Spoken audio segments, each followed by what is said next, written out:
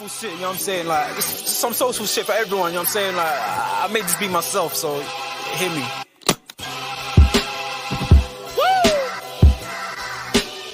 I mean, like, we can put all that clown shit away. This some real shit for you. I'm spazzing right now, so listen, let's go. Yeah. It's in their bones, the thugs in harmony for the love of the money. Then fall victim for the cookie, then turn pussy, it's lonely. You said you hold it down when life get rough, we're here now, so show me. We move them losses to them wins. Heavy pounds, we make it ends meet. Converse with only a few who make me feel like I be 10 feet. Pick up everybody, good morning. Good morning to everybody. Yeah, I mean, we're over here, we're live and direct, live in the flesh.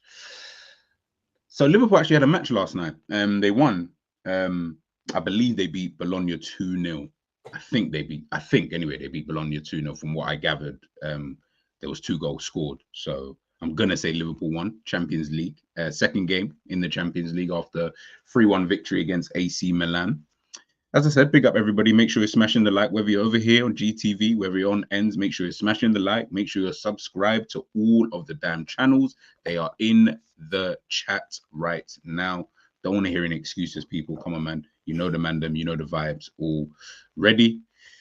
Let's chat about it. Because I've seen quite a lot of chit chat. As you guys know, I didn't watch the game last night, but I watched it this morning. And so I'm locked in. I saw the full 90 minutes on LFC TV Go, because I said from the chat I was getting last night, I had to watch the game just to understand where everybody's heads was at. Seen quite a lot of content creators, or heard quite a lot of content creators, should I say, sorry, talking about the game. And there seemed to be a bit of a differencing of opinions, you know, with performance levels and stuff like that. Agendas are flying across everywhere, but it is what it is, man. But of course, I'm joined by the guys. You know what I'm saying, man? These are my people, ENDZ and Savage. ENDZ, how are you this morning, man? I woke up in a better mood, bro. I can't even lie, man. No, you get the little cuddle and, you know what I mean? Little squeeze in that. You're good, bro. You know what I mean? Just get up, better mood. I'm good. I promise you, I'm good. But, yeah, man. Yesterday was yesterday, bro. And, yeah, nah, man. I stand on what I say, man. IQ is in the mud, bro. Football IQ has dropped dramatically, bro. And I stand on what I say. I'm not going to flip-flop and, oh, my God, you know, guys, if you didn't understand, no, you're dumb, bro. I don't care. No longer care, bro. Have a conversation with me about it. And my point isn't the right one. You guys have seen me, Savage, and G go, you know, in conversations where we've gone back and forth and disagree with each other on multiple things. So it's not about agreeing or disagreeing. It's the fact that when you get asked simple questions, you cannot give answers to it. So then how can we have a discourse in terms of, you know, how a player did or how he didn't do? And that's the issue, bro. It's crazy, bro. People just want to say stuff and can't back it up, man. And that's my main issue. But yeah, apart from that, bro, I'm in a great mood. Thank you that you ended it on such a good and positive note. Savage, how are you doing this morning, bro? I'm all right, man. But while I'm sitting here, man, the autistic brain's taking over, blood. I don't like the fact that, like, you can have 2 words and they mean the same thing and they're the same word but spelled different. I don't like it. I'm sorry. I know it's a weird thing, but I don't like it. It's bothering me. So why is there like American spellings and English spellings to the same words? I don't know, bro. Or like the word color. Yeah, or center. What do you mean center? What? How do you spell center? The way they spell center how I reckon it should be spelled. We don't. Yeah, so we put the R in E-N-T-R-E. Yeah, we do R-E and they do E-R. We do R-E and they do E-R, yeah. Oh, I didn't even know that. Yeah, but apart from that, guys, no. Thank you for ending it on a positive note. Before we dive into everything today, as I said, guys, you know, Liverpool, they played yesterday, and from what I gathered just from seeing the score line and watching the game, we won 2-0. But as per usual with Liverpool fan base, and I don't know what it is, I was saying to the guys in the back office, for some reason this season I feel like the agendas and the point scoring has just, you know, it's just gone rife. It's just gone rife, man. But before we chop it up and get into that, let me get into the comments. Big up Ali in the building. Big up Honesty as well in the building. Don't worry. I'll start that actually, honestly, and we'll talk about that in a sec. Big up Liverpool Truth Channel. Hope you're doing well this morning. Big up Woodley. Okay, cool. Yeah, Woodley. I just saw Woodley's. Yeah, okay, cool. Big up Woodley. Yeah, big up Woodley. Big up Kells in the building. Big up Cameron as well. Pops, of course. Pops, if you are free, I know you might be doing the school run and stuff like that. Let me know and I will send you the link. All right, let's just get into it. Okay, I'm trying to think how should I play it. Let's talk about the game first. Actually, I'll start off with you, and yeah. In your opinion, in terms of the game in itself, how did that go for you? Could have been more comfortable for me, but obviously wasted opportunity, wasted moments. And I didn't only think that the manager clearly did based on what he said in his press conference. So, you know what I mean? There were some really good performances, some low ones. But as a team, innit, clean sheet, 2-0. You know what I mean? 6 points out of 6 in the Champions League and we move, bro. Could we have done certain things better? Of course, man. I think every game you could look at and go, yeah, can you improve on this? Can you improve on that? Scored a fantastic goal as well. That goal was mad still. And him complimenting is mad because Sav keeps talking about it. Yeah, we just need man to do a bit of overlap. One overlap in the game created space. And the man cutting a ass in the top corner. And obviously Soboslai gets the assist. Yeah, man. In all good, man. In all can't really complain, bro. Can't really complain. What about yourself, Savage, man? In terms of the game? Yeah, man, love the result. Another clean sheet. That's I like them, even though I don't care too much in cup games and that because they don't really mean too much. I just want to win the game and get the points. Didn't love the performance, but I love parts of it. I think we started the game very well, very sharp.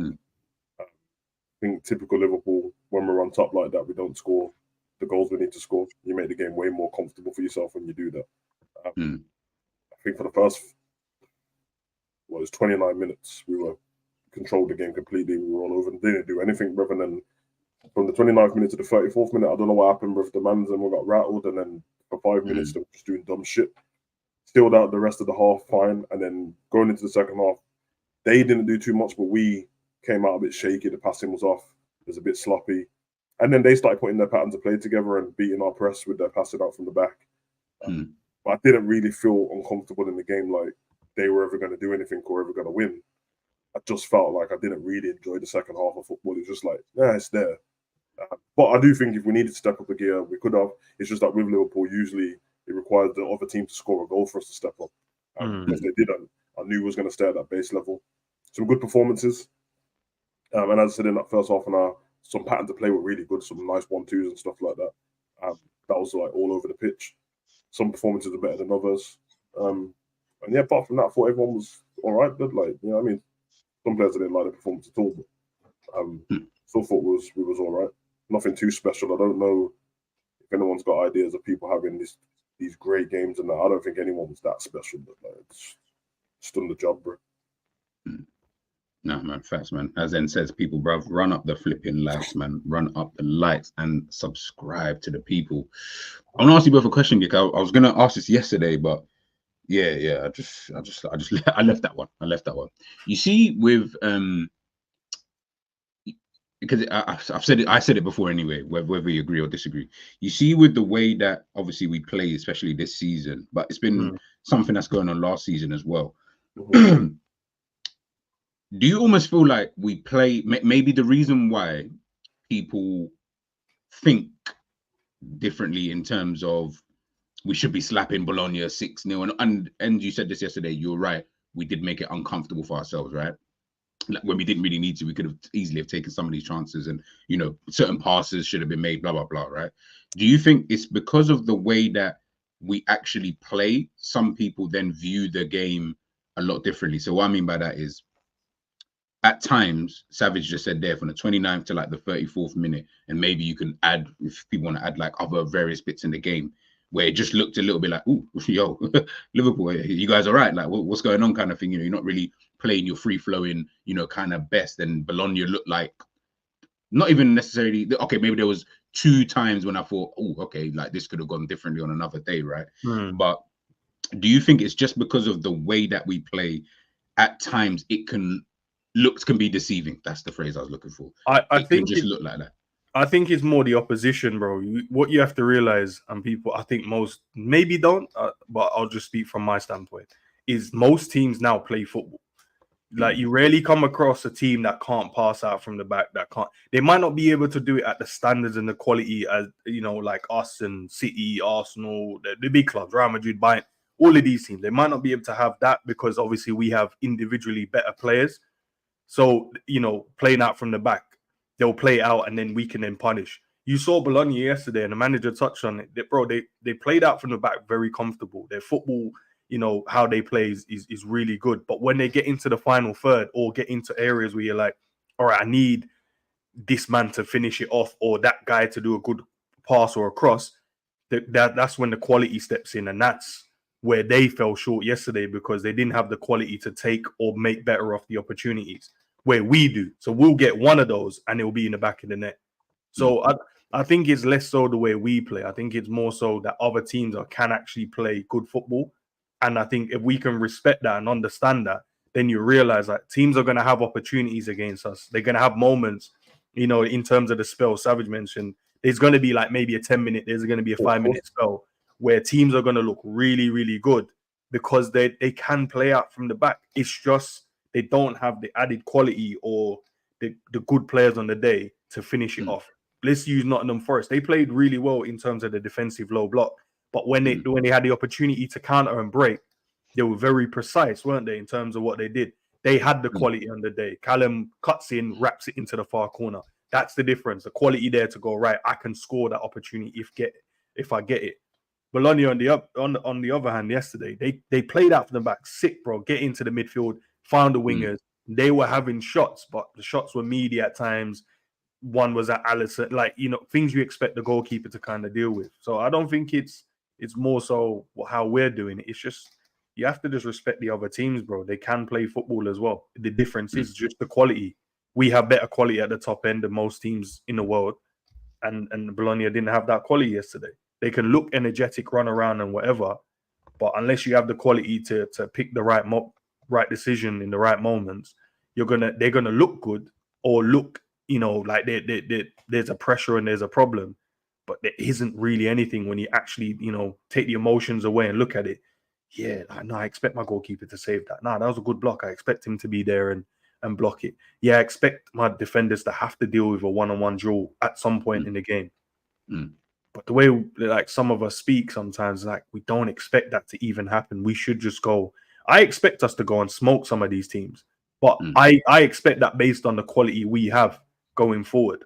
Not based on the other team that can't defend or whatever. I just respect the quality that we have, and they should do it.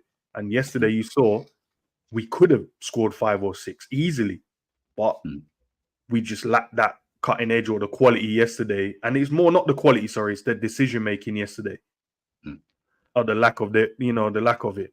But yeah, no, I think it's more the other teams, bro. Hopefully that made sense. No, dude. Savage, man, what about you, bro? What do you think it is, like, in terms of, because it's something that was said yesterday on you lot's calling show, yeah, which kind of it's been sticking in my mind for a hot minute.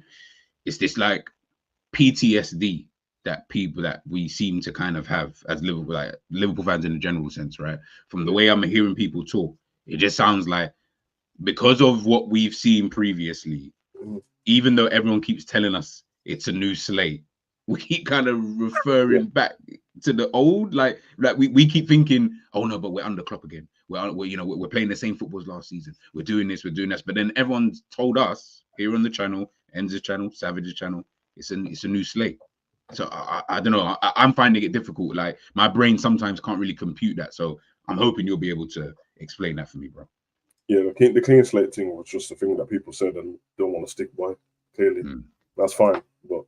So obviously, when you're having a conversation, you kind of have to give the disclaimer to let me know that's what you're talking about. So, yeah, I mean, because if you conflate the two, it's 2 different seasons, 2 different managers, same team. So, when it comes to the actual play in the game, I think first of all, I think the fans are a bit naive to think that like you're going to play against a football team in the Champions League, by the way, and assume that they're not going to do anything in the game. And that's kind of crazy. If it happens, great. But like, there's gonna be a place in the game, even if people don't have shots in that. There's gonna be a momentum shift in the game. It's how you deal with it. That's why defending's part of the game. It's not just attacking. The same thing against Wolves, bro. You're being naive to think even if Wolves are shit, that there's not going to be a momentum shift, and there was, and you just have to deal with it. There's two parts of the game, but we keep acting as if the only part of the game is attacking, and if any team gets a shot on goal, you know what I mean? When these are basic saves for Alisson, it's not like the world-class saves he has to pull out all the time and that. Bro. Do we leak chances sometimes? Yes. Sometimes the chances are gilt-edged chances, but that's why you have a goalkeeper in it. That's why it's a team game. If your defenders are going to try the best in the game, every now and again, someone might just let off a shot, bro, and it is what it is. I do feel like Liverpool do look rattled. I think we have to learn, which is it's early in the slot anyway, but we always look rattled for a minute in the game, man. If some other team does something, shifting momentum, you don't need to be rattled when they're doing that. You just need to take the sting out of the game. Once we learn how to do that, nobody should be able to complain. But as I said, it was only like 5 minutes, but people act like that 5 minutes is the whole game, bro. I'm like, no, this is normal, bro. And I know this because when I was doing the watch along, it went from everyone being very comfortable, and in that 5 minutes, people were coming into my chat going, "Oh, this game's terrible. I can't believe what I've just watched." That's all I saw on my timeline during the game. And I was like, "What? Just for the 5 minutes, bro?" Like, for the last half an hour, I was playing really good, and you know what I mean? It's fair to say that, what's happened right now, we seem shaky, but to act like that's the whole game, that's what's happening, man. You can't, very rarely you're going to be great for a whole game, but people are taking, I don't know, like a 10% of a game and then using that as the whole thing to mark the team off with, bro. And I think they do with the players as well. You know what I mean? Somebody does like a bad pass, that doesn't mean his whole game's been rubbish. You know what I mean? It's just fine margins, you get me? If it's a bad pass that leads to a shot on target from the other team, yeah, it's a chance you've created for the team. You have to talk about that. It's a mistake. If it's a shot on goal from a striker or something and he doesn't score, it's not a big problem because clearly no one's conversion rate's 100%. But if it's a one-on-one or an open goal, then there's the problem, bro. But they're not all that, so we can't keep pretending like that, man. I think Liverpool's going to get better as the time goes on. We're winning the games. They're learning. I think some people need to be more disciplined in the matches. And we just need to learn to be boring, bruv. I'm not joking, bruv. There's times when you need to be boring in games, blood. All that stuff that people are complaining about Arsenal about right now and complaining about Man City before. Well, the difference in them moments is that they don't let goals in them. They don't receive that many chances. They just shore up and go, we defend too. And I think the manager wants that because he seems like he cares more about the defending than the attacking. Yeah. That's why he said there's no room for any of this all of this, I'll do what I want when it comes to defending. No, this is not a democracy when it comes to defending. So I'm the dictator, and I told you, man, to defend, bruv. When you're going to attack, do your thing, bruv. And he said something in the last press conference before this game, after McAllister spoke. And this is what I said. When he was talking about, like, they have to follow my instructions, and when they've got creative freedom, he said, I hope when they're being creative, they're not following what I've said to a T, like too rigid, because they need to do stuff on it. I'm not telling them not to shoot and not to pass up that side of the pitch. I'm just saying that when we're defending, there's no room for error. But when you're attacking, be free in it. You know what I mean? If man's running with the ball across your side, then make space and move to the other side. That's just football. But I don't know. Can't help, man. I feel like when we're discussing these football matches now with Liverpool, it feels like 10 people have watched 10 different matches. But you have to almost put a disclaimer, bro. If you don't put a disclaimer, boy, then people are going to start thinking. That's why I put the disclaimer yesterday or the other day on the street. I was like, I don't want people to think I'm talking about something else in case it gets, put around like, oh, but you think, no. I'm saying this, but we're just, as En said before, as Savage said before, we're just having a conversation. It's just a conversation at the end of the day. Do you get what I'm trying to say? Big up Luke B in the building. But yeah, look. On top, obviously, yesterday's victory added to this. It's 8 wins from 9. Now, listen, of course, we've done the analysis. And I feel like people also need to start understanding. You see, when we do match reactions, I can't speak for everybody else because from what I see, I don't see it on other channels. When we do match reactions, we do go into some level of depth inside it in terms of, we'll talk about, as you know, it might be the first 20 minutes, whatever, however the game pans out. We'll do an analysis behind it. I don't think other channels do that. I think it's just more about the game in a general sense, which is fine, by the way. Like, there's literally no right or wrong way. However they do it, I'm like, I like watching some of them anyway, just to gauge what people are kind of saying, right?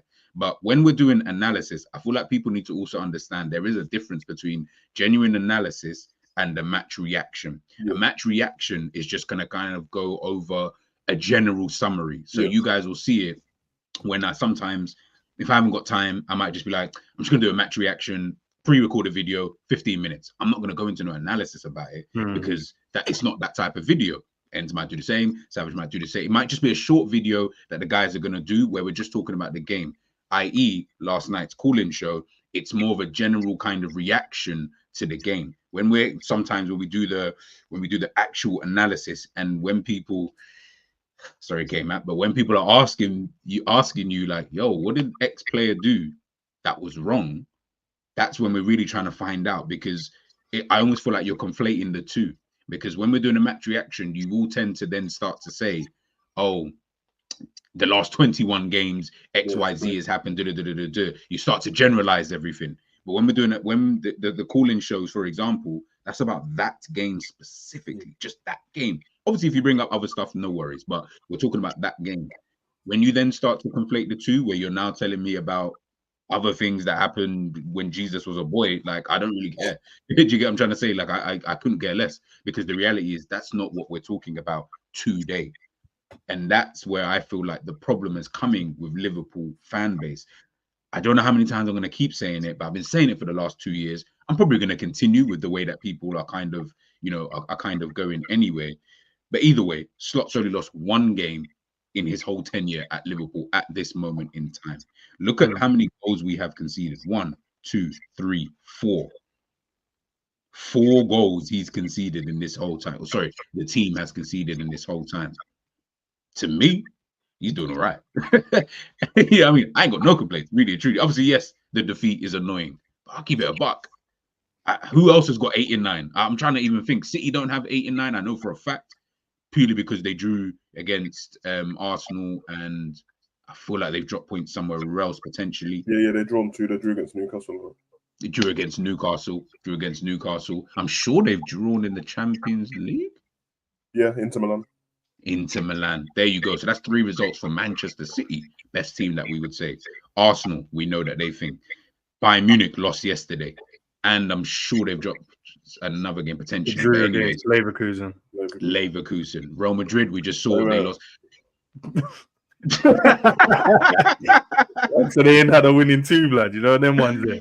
Yeah, well, this is it. But you get what I'm trying to say. Like, and we've gone 8 out of 9. So I feel like at times, perspective people. I'm not saying, by the way, don't criticize other people, don't criticize other players and whatever. But let's just not conflate the two. Yeah, when we're talking about it's a decent record so far, man. Again, the extremists are out in it, because I've seen them making up all these like, Slot's the first manager to do this. I'm like, bro, that's not a record anyone's ever give a shit about ever, blood. He doesn't care about it as well, sir. He said, I heard the way he's been talking. Like, he spoke after the game. The first Liverpool man to win like 8 and 9 in his first whatever game or something. But okay, but that means before that game, what was you going to say is the first Liverpool man? Or so the next game we're going to say is the first manager if he wins. That he's the first manager to win 9 and 10, and we're just going to keep going. Yeah. So until he loses, and then they narrative. Some stats are proper stats, but some are just stupid. Bro. Like Salah becoming the African top goal scorer. That's a good stat, but there's been ballers. That's great. Drogba, Etu, and all that. Salah scoring the first Liverpool player to score 5 Champions League games in a row. No one cares, bro. Who cares, bro? That's true. Yeah, like this, but they do it, and I get it from the media side. They do it for suit the narrative. I just don't understand how people feed into them, bro. They're like the dead stats, bro. And as the thing is, it's all very good for man to argument, because every time Slot speaks, but he doesn't know me, blood. But the sentiment seems to be the same as everything I'm saying. It's so bad. He's not bigging up too much. I said we ain't played against many good teams yet. He said we ain't played against many good teams yet. But you have to be what's in front of you, so you can't take it away from his players. But the reason why he keeps coming off the pitch and saying, hey, it was good, man, but I saw these negatives and that and blah, blah, blah, is exactly the reason why I'm doing it, bro. Exactly the reason why these two are doing it as well. Because he knows what's to come. Why would I not want to iron the mistakes out against Ipswich and all these teams? So when I get to Villa and Brighton and Man City and Arsenal, that mistake that we would have made then, I don't make it this time. Mhm.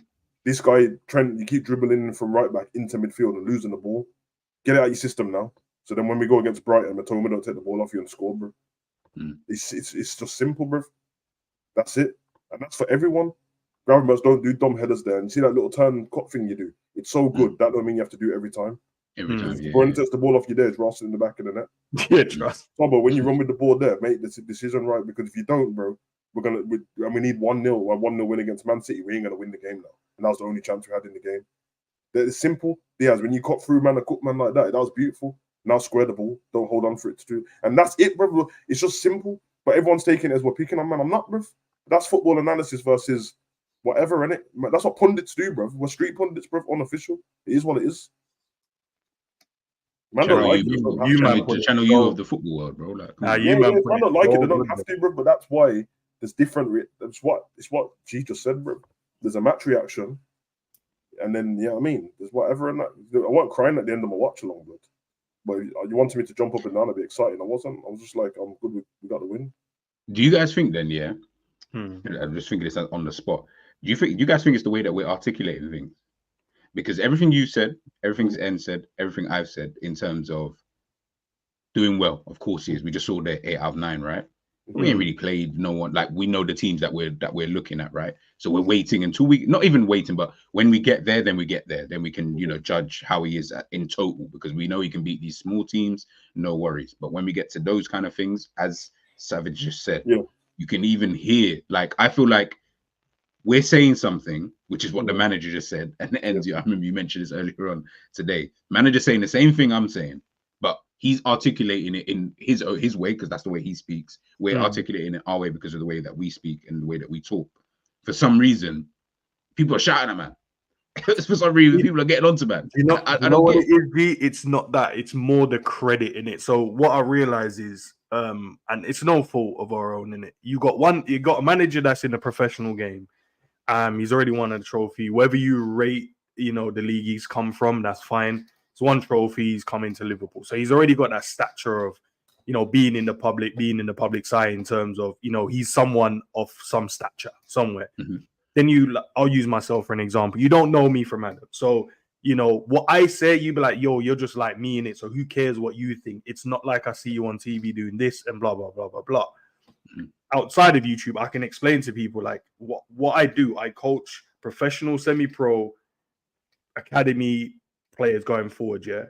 And these are things that when I talk about like details of the game, these are things that these men are learning and developing and getting better at. So when I'm looking at players not doing something, I am not picking on you. I can see how it will affect you going forward in games, bro. So when I'm saying like, yo, bro, I get the whole GA thing. I get it. But you need performances, bro, because the GA thing can only carry you so far, especially now when we come to these type of teams, the Arsenal, the Chelsea's, these guys. We're going to need you to perform. And that goes for every player, Sobo, Virgil, Alisson. We're going to need you to perform, because you make a mistake in them ones or expect, don't worry, I'll get this goal, blah, blah, blah. That's when the team has scored 2 or 3 because your performances ain't there and the opposition you're playing against, the quality they have, are gonna kill you, bro. So that's where it comes from, bro. I don't have that stature in the public, so people are gonna be like, "Shut up, bro. I don't care what you have to say," and they will look at others. Let's just switch it quickly. Let's go to like, say, like a Goldberg, for an example. You'd say he's done like charity matches. He's got a stature in public size, right? Call him Goldberg, like it's wrestling, but what? Goldbridge. Let's use him, yeah. But if he says, I think Mo needs to perform better, blah, blah, blah, blah, blah, people most likely listen. Whether you like him or you dislike him, because he's got that stature of being able to be on TalkSport, so mixing it and blending it with players and whatever it may be or whatever, they will take what he's saying on board. So it don't matter how he says it. He could just say, nah, he's shit, he needs to perform better.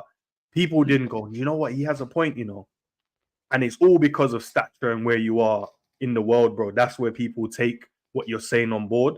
And that's why when Arne Slot said everything I said yesterday, everything Savage has been saying, everything that you've said it yesterday. Yeah, it's all good, man, like the 2-0 and that, but yeah, we need to make better decisions. There was a few passes. And I'm like, bro, I mentioned this yesterday. Like, bro, we can make the game easier for ourselves. Then he turns around and says, yeah, no, there's another thing that I'm really happy about. Virgil and Ibu throwing themselves in front and blocking shots and stuff like that. And that's when I was saying, would we be able to have the same energy if these men took the day off? The manager ain't going to have that, bro. He's happy that these men are doing what they're doing. It's all well and good scoring and whatever, but we still have to up our performances. And I love that about our manager, bro. He's not having this whole idea of, as long as we win. He doesn't have the idea, bro. He understands that there's going to be tougher tests. And if we want to get to where we say we want to get to, i.e. winning Premier Leagues and winning Champions League on a consistent basis, not a one-off, bro, we have to be performing on the highest level on a consistent basis and call out when we see underperforming without throwing in the added agendas, bro. Like, you've heard me get on. I haven't really got on to McAllister, but I've said he's not been playing well. I've said Sobo in the last game was really shit, bro. He wasn't good at all.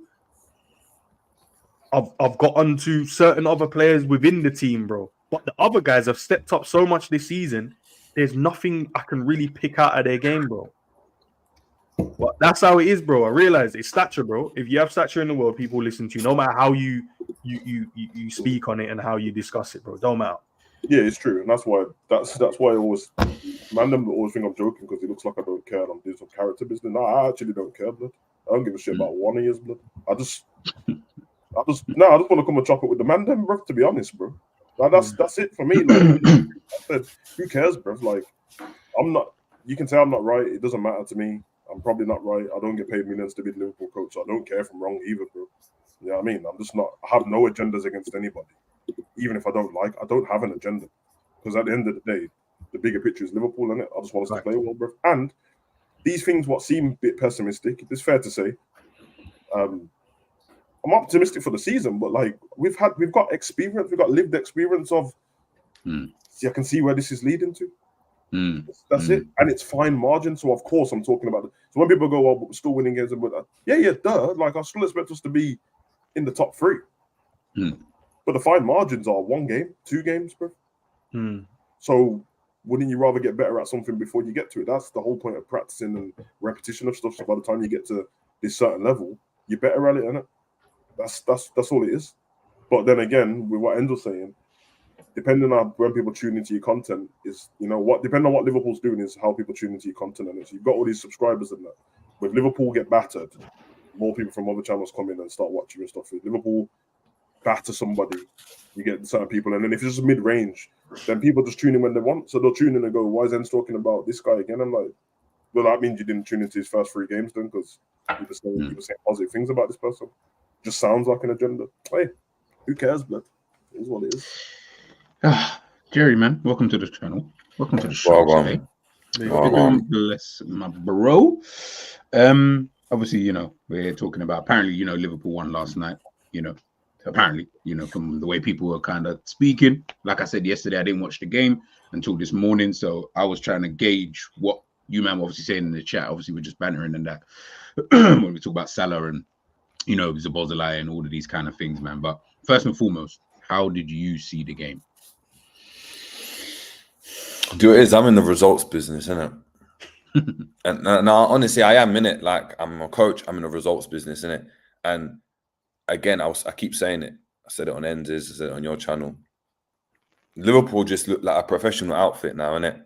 They're just a professional outfit. As in, you don't have to play well to win games. City don't play well every single game. Arsenal don't play well every single game. The one time we won the league is when we were like amazing. It's like a unicorn type of season where under Klopp, where every game looked like it was just boom, boom, boom. And last season, when we thought we were going to do everything, it's like every game was like end to end and stuff. Liverpool are controlling these games, and you might think that it might be a hard watch or it's not as intense. We're not going as forward as much. When you go and look at how many chances Liverpool really concede, the numbers are much lower than they were last season. Liverpool started off well. Do you know what I mean? Bologna are a good outfit. And I'm content with it. I watched the game. It was good. Salah scored a good goal. I know people are going to start nitpicking at, but this player's like this and this player's like that. But, you know, like not everyone's going to be on form playing well, and not everyone's going to perform to a high level within a system. The reason being is you can't cater to 11 players on the pitch. So if Gravenberch is doing well, someone's going to be sacrificed, innit? Same way last season when you had SALAH doing well when Trent was not great and people were like, where's his assists going? And all of a sudden then Trent became the guy and SALAH was doing the defensive work. It's the same thing. I don't know where, I know some people are sitting on Twitter saying, this is rubbish. It's 2 games now where we've played poor and stuff. I don't think we've played poor. Like we ain't been outstanding 10 out of 10 all over the pitch, but I think they're good performances. And I think, look, they're good performances in terms of you got the result and you've done some things well. Yeah, there are things to improve, but you've got to look at the game for it, isn't it? If this was a Champions League final where you're going to be telling me, we've got to improve, like, what? You just won the game 2-0 clean. Do you think Real Madrid, when they beat us, we're sitting down thinking, we weren't that great, you know. Liverpool are playing in our box. Like, Mane could have scored, he hit the post and done this. No, they're just like, we won the cup. See ya. Like, when they beat City, and City were all over them, did City win anything for battering them at the Etihad? No. So this idea like that every single game you've got to be 10 out of 10 and Salah's got to score 25 goals and SALAH's got to get 20 assists. Like, relax.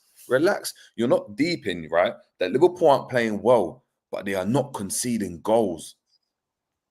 They're not conceding goals. Like, you're winning games 2-0, 1-0, 3-0 on a consistent basis. Consistently. That's impressive. Like, to me, as a player, that's impressive. When I look at a team and I'm looking at, my under 12s, and I'm looking at the stats of who we're playing. If I see a team conceding 5 goals, but they're winning the game 9-5, I'm like, cool. Well, we got a chance of winning the game. When the team don't concede, that's when you're like, rah. This team's winning games, but they don't, like, teams aren't scoring against them, and that team couldn't score against them, and that team couldn't score against them. And Bologna aren't like a dead team. Like, we saw what they did last season. And Thiago's motto's gone Juventus, I think. He actually went Juventus, right? Yeah, he went Juventus. But their team itself is still a very, very good team. And you could see in patterns that they are a good team. When we're playing the ball one touch, like, they're good football inside. So take the victory. You beat them 2-0 at your own patch, and you move forward. I don't know where. I don't know. Maybe because I'm not in the scene like that doing streaming, and I'm not just bogged down with what's going on with Liverpool. But it's not that deep. It's actually not that deep. Like, what, do you not want to win games? I don't get it. Like, how much better do you want this Liverpool team to become? Because Arsenal last season didn't play well every single game, and they still won games. I don't know, man. I don't know.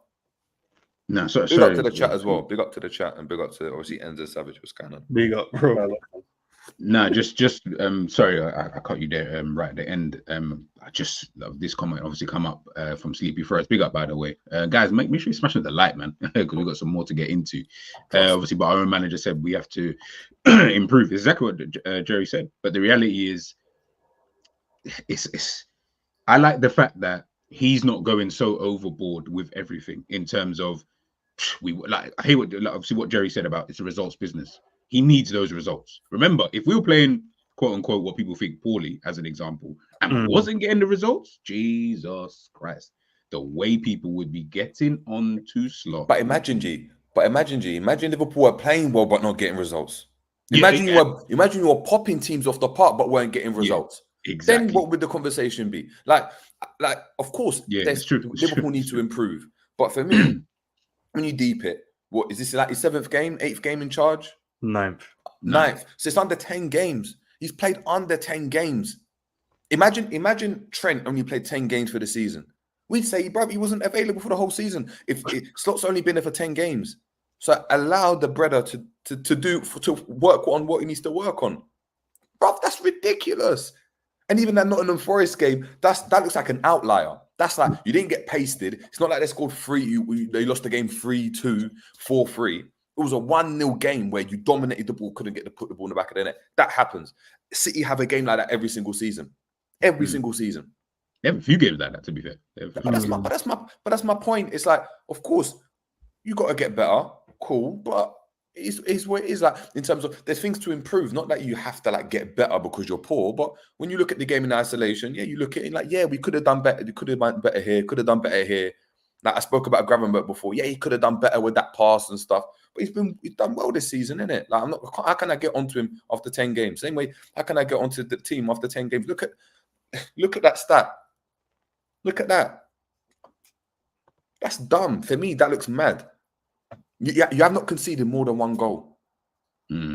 More than one goal. Do you know how solid that is in the Prem? Look at Chelsea. Chelsea are getting results, but it's conceding like 2 goals a game. I don't know, man. I don't know. But big up. No, big up Stream Elements again, man. Much love. Thanks for subscribing. The Football Poet. Big up to Sleepy Forest as well. Big up to anybody who's new to either or any of the channels. And you guys are watching this morning. But listen, man, I'm listening to what the guys are saying, man. And like I said, man, I just think that people's favorite in Klopp, and I know we go back to Klopp a lot, but I feel like you guys just haven't gotten over it at this point. So because it's someone new, he's doing well in terms of the results. He's winning games. He's only lost 1 game. As Jerry said, man's only conceding 1 goal when he does concede a goal in these games. It's almost like I feel like a part of you wants this guy to kind of not do too well. So we're going to nitpick at everything. But the reality is, bro, he's telling you after these games, by the way, after more or less every game, bar like maybe like a couple of games that we've had this season, he will tell you, yeah, but we need to pattern up and this and listen, look, we can see the goals here, like just be easy, in certain passages of play and etc. etc. He's literally telling you that he understands that yes, the team does need to improve, but guess what? The team is also winning. Hence why I said there's the difference between when we're doing analysis and the whole match reaction thing. I agree with that. Like when we're analyzing the game, we're analyzing the game, then it's gonna sound like we're nitpicking because that's what the show requires, and we're going into individual players. So I can't, once it gets to an individual player, even if Liverpool's been good, I can't just pretend like he's been good. But if we're just talking about Liverpool as a whole, Jerry's right, man. Look at the season so far; it's been a really good season. I mean, we're top of the league, innit? So and in the Champions League, we're joint. So do you get me? It's Sav, do you think we don't do a good job in terms of explaining it? Because I feel like definitely that's what we do. We analyze the game, but if we're having a general conversation around Liverpool, I'm not dumbing myself down for these key stay free youths, blood. Fucking hell.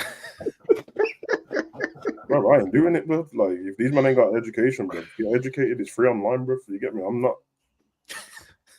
Nah, because we're just. Man said open university. Yeah, because it's what we just said, bro. Slut says the same thing, and it's fine, bro. So I'm like, how am I the pessimistic one? I'm just saying the same thing what the manager said, and I said it before he said it. I don't get apologies. Yeah, that's true. That's true. So did you get why I asked earlier on? Is it the way that we're articulating it on stream? Is there a way that it's not coming across to people when we're saying? Because it almost sounds to me, and again, maybe the way I'm articulating it, guys. I didn't go to university and get an English degree. I stopped. Neither did they. Of course not. But in my head, they did. In my head, they did because the way that people are comprehending this. They didn't. They didn't. Promise. No, but because after every single game that we played, again, like bar a few, whatever games you guys want to pick out, yeah. After every game, this brother has come out and basically just said, guys, let's just bring it down a second. You know what I mean? We've not. He's told you we're not even playing the good teams. We're playing teams who should finish at the bottom half of the table. So we should really and truly be winning these games. But yes, there are things to improve. But the thing is, and even though he's saying it, yeah, I mean that's like evident, innit? Like he's not saying anything like, oh, I didn't think of that. I didn't think that Ipswich weren't that good. Like, brother, you played Ipswich. Like, what are you expecting? Like, I don't know, man. Look. He's got a contract. What? It's a 3-year contract. Is it a 2-year contract? Something like that. 3 right? years, I think it is. 3 year, yeah. And what he's got? All right, cool. 3-year contract. He's got a 3-year plan. This season, what is my goal? I want to build this team, consolidate, make sure we get Champions League. The next season, what's the plan?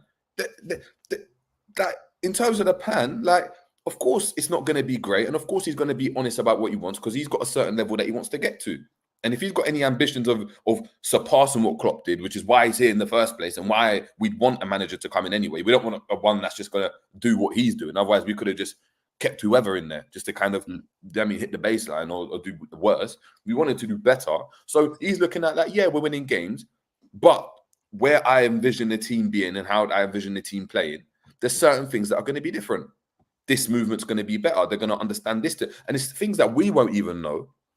But on the pitch, he's looking at it, and it's not only like, this player didn't do really well, or Szoboszlai is not scoring goals. It might be, you know what? When Alisson got the ball, he's on the right side, but the ball's on the left side. Maybe I need him to come across to the left side to go and get the ball, because it means that he can play out that way instead of going and hoofing the ball, or Robertson just kicking the ball forwards. It's things like that that we might not be privy to.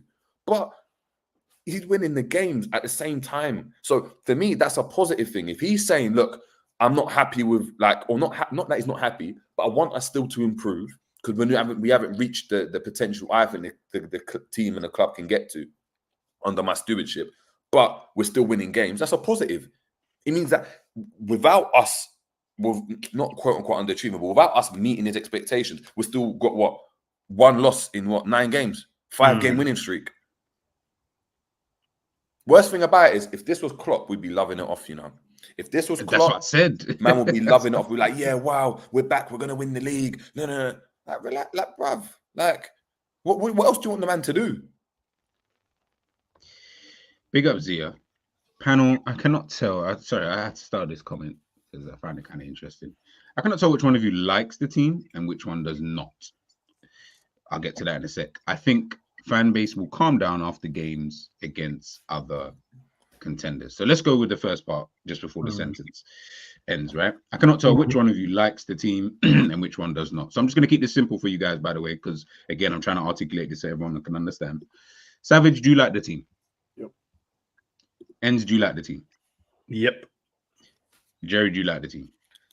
More than I have done in the last 4 years or so, man. I'm enjoying the players, man. Like, I'm enjoying the team. I'm enjoying the bond. Yeah, it's good, man. I'm happy with it. I enjoy it. Cool. And I will answer that in the same way. Yeah, I'm enjoying it way more than I have enjoyed it. And you guys have heard me say on numerous occasions, bro, I actually like, you know, the football and stuff like that. So we get that, you know, out of the way. I think fan base will calm down after games against other contenders. As the manager, has said, as we have said, man can only beat what's in front of us at this current moment in time. Yes, I agree with you guys in terms of when we're doing analysis, there are certain things, yes, we can, bro, there are certain things Man City can improve upon. I can promise you for free, because I watch Man City and I watch Arsenal. There are things that they can easily improve upon. Bayern Munich, yesterday, there are a lot of things in that game I felt that they could have improved upon.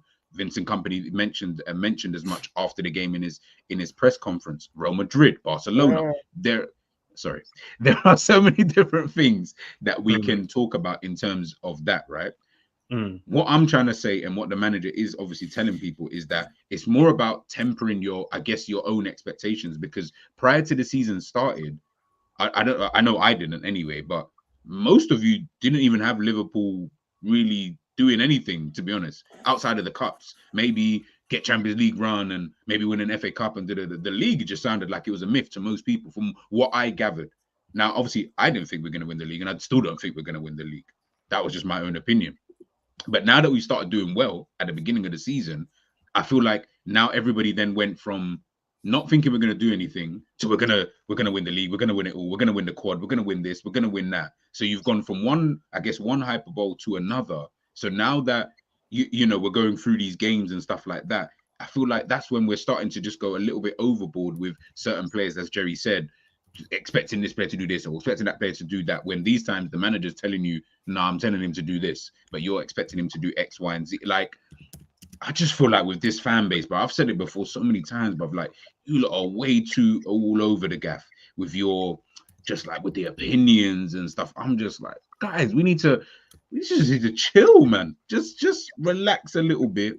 Let's just move on. When we're analyzing it, yes. And when we do, we're going to go into the ratings in a bit. When we're doing the ratings, yeah, then we can talk about individual players and stuff like that, X, Y, and Z. That's fine. That's all calm. But when we're talking about it in totality, brother, it's 8 out of 9. Man, can't really complain. Like, I don't think many people even expected this kind of start, really, in truth. Maybe you did, maybe you didn't. I don't really know. But 8 out of 9, I don't feel like that's a cause really for concern. I don't know about you guys. I don't know if you guys think it is, but I don't feel like 8 out of 9 is, bro. Do you know what I'm going to do? But I think I'm going to put analysis in the title going forward. I think that's the only way I can make it clear. Most people don't know the definition, blood, so it's pointless. No, because Nah, do you know why I want to do that? Because I think that then it makes it clear in it, so it doesn't seem like I'm trying to rain on people's parade. After the game of football, for me personally, I want to discuss it and I want to look at the finer details. How can we improve as a team? And the things that I'm asking for us individual players to improve on, it takes us from a team that goes, we can just win and you might look uncomfortable, to like dominating and it's just easy. And we're like, do you know what? I can cook, clean, make a cup of tea, relax, whatever, lay on the sofa. Because I know once my team scores, bro, I know what the man them are doing, because these little fine details, they've tuned, and I know they're just going to cook up whoever we play. Doesn't even matter at this stage now. But I feel like we can't. Yesterday just felt like we couldn't do it, bro, because simple questions can't even be answered. And if we're analyzing a game, when you're asking about what did a player do wrong, if you watched it and you have if you sit on the opposite side of the argument, which you can, and I would never say that your opinion is lower than mine. I'm just saying, if I ask you a question, if you ask me a question, in your opinion, what did that player do right for you to say you think he did well? I will be able to tell you from my point of view what it is. So I expect the same thing if you're on the opposite side and I go, what do you think the player did wrong, for you to stand on this side, and you're not able to do it, and then you're bringing up last season and the season. How can I then have a conversation with you then? It will make no sense, and you'll seem like I'm trying to be a dickhead when I'm not. I'm just. You don't have to change anything about what you do yourself, just for everyone else. But like, that's the whole point. That's why it's called YouTube channels, just like TV channels. But you watch stuff for different things, and it like. I'm just not a bantery fan, bro. I'm not even like it with like rival fans. It's not a problem. There's other fans who do it, and I enjoy some of their content as well because it's entertaining, bro. But when I just want to have a proper, serious conversation, bro, I'm trying to have a proper, serious conversation about football. That's it, bro. You get me? Sometimes I watch Monday Night Football for Carragher and that to analyze it. Sometimes I watch Paramount for Henry and that to just make jokes. I enjoy both. Yeah, same. But I'm not. But do you think Paramount's going to change the way they are? Because man, you know what I mean? Because it's not serious analysis. And you think Gary Neville and that's going to change because there's not enough jokes over there? They ain't going to change, bro. That's for everyone else to understand. It's not a problem. I don't understand because I'm not overly biased and overly gassed about stupid records and all this business. And bro, I don't really care, bro. I think what Slot's doing so far is really good. That's it. It's really good, bro. I'm happy, bro. And when someone says to me outside of the internet, how's your team going? We're doing good. We're doing really good. We're better than everyone else because we're top of the table. But all we're doing is just looking at the finer little things that will push us even more, bro. So when we get to those difficult moments, we've ironed it out and we just go, right, cook now. And then we just go from a team that, you know, when the man them get, you know, flustered in 5 minutes, bro, that 5 minutes don't even exist now. And then it's even worse for the opposition because now mentally they're going to be like, bro, you can't even beat this team, bro. Like they don't get flustered. They don't really concede a lot of opportunities. How do you beat this team now? Now they want to scrap our players. They want to have arguments on the side. The thing is, ND, when you deep it, and you just look at like what Slot is slowly building, it's a culture, of being difficult to beat. Like no team, like Nottingham Forest found it difficult to beat us.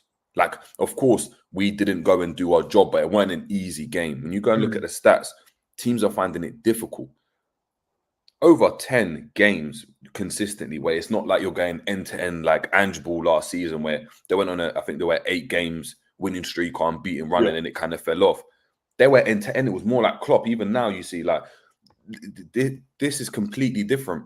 So, people are talking about statement wins and stuff, right? Okay, so we need a statement win against the lesser sides. The statement wins come from consistent wins. I don't care about beating a team Nottingham Forest 7-0, but then you come up against City and lose 5-3 because you can't control the game. I don't want that. So I prefer, cool, you can lose that game. There's a lot to learn from losses anyway. But when I look at it, I'm like, that this team's starting to lose. I'm looking at Trent even. He's getting the ball, pretending to go long, and he's passing it backwards. Like, even little things in those areas, I'm like, okay, he's starting to get it. Liverpool are controlling, like, games. I don't know if people, maybe I'm watching a different match, but Liverpool don't look as vulnerable as they've done in the last 7-8 years. But Liverpool look vulnerable. Like every time they went forward, it's like, we had to win it high, and like we're always running back. And if you go back and remember, like Klopp and Liverpool, it's just Van Dijk ducking down players. You know what I mean? Because we're mad, like we're just mad gaps behind, and you got Gomez ducking players down. You got Konate running back. I'm not seeing that. I'm seeing Konate just win his headers. The ball's not getting in behind him like that. Now, for me, that means the team's being controlled, and you can control games without the ball as well. So at times, even look, you're gonna have times where it's going to be difficult against Arsenal. It's going to get difficult against this. But I'm looking at how do their teams manage those situations. So against Bologna, against Klopp, we probably would have conceded. We probably would have conceded. They might have drawn the game. Maybe we would have had to win the game 3-2. Maybe we draw it 3-3. Maybe they even win. But that's not happening. So for me, I'm just like, cool. Like, Liverpool are starting to do that. Like that, what you're talking about, Enzo, when you're saying, oh, yeah, can they like start to be like, cause teams issues? I think teams are looking at it like, like, they don't really look weak like that. Like, Liverpool don't look weak. Like, for me, like, I don't look at it like, yeah, there's someone that's not playing well, but I don't look at Liverpool like, oh, we're mad vulnerable, you know? We're mad vulnerable in the midfield. We're mad vulnerable in defence. We're mad vulnerable out wide. Even Trent, he's performing better defensively than he has done for the last whatever. Team, though, Jay, though. As a team,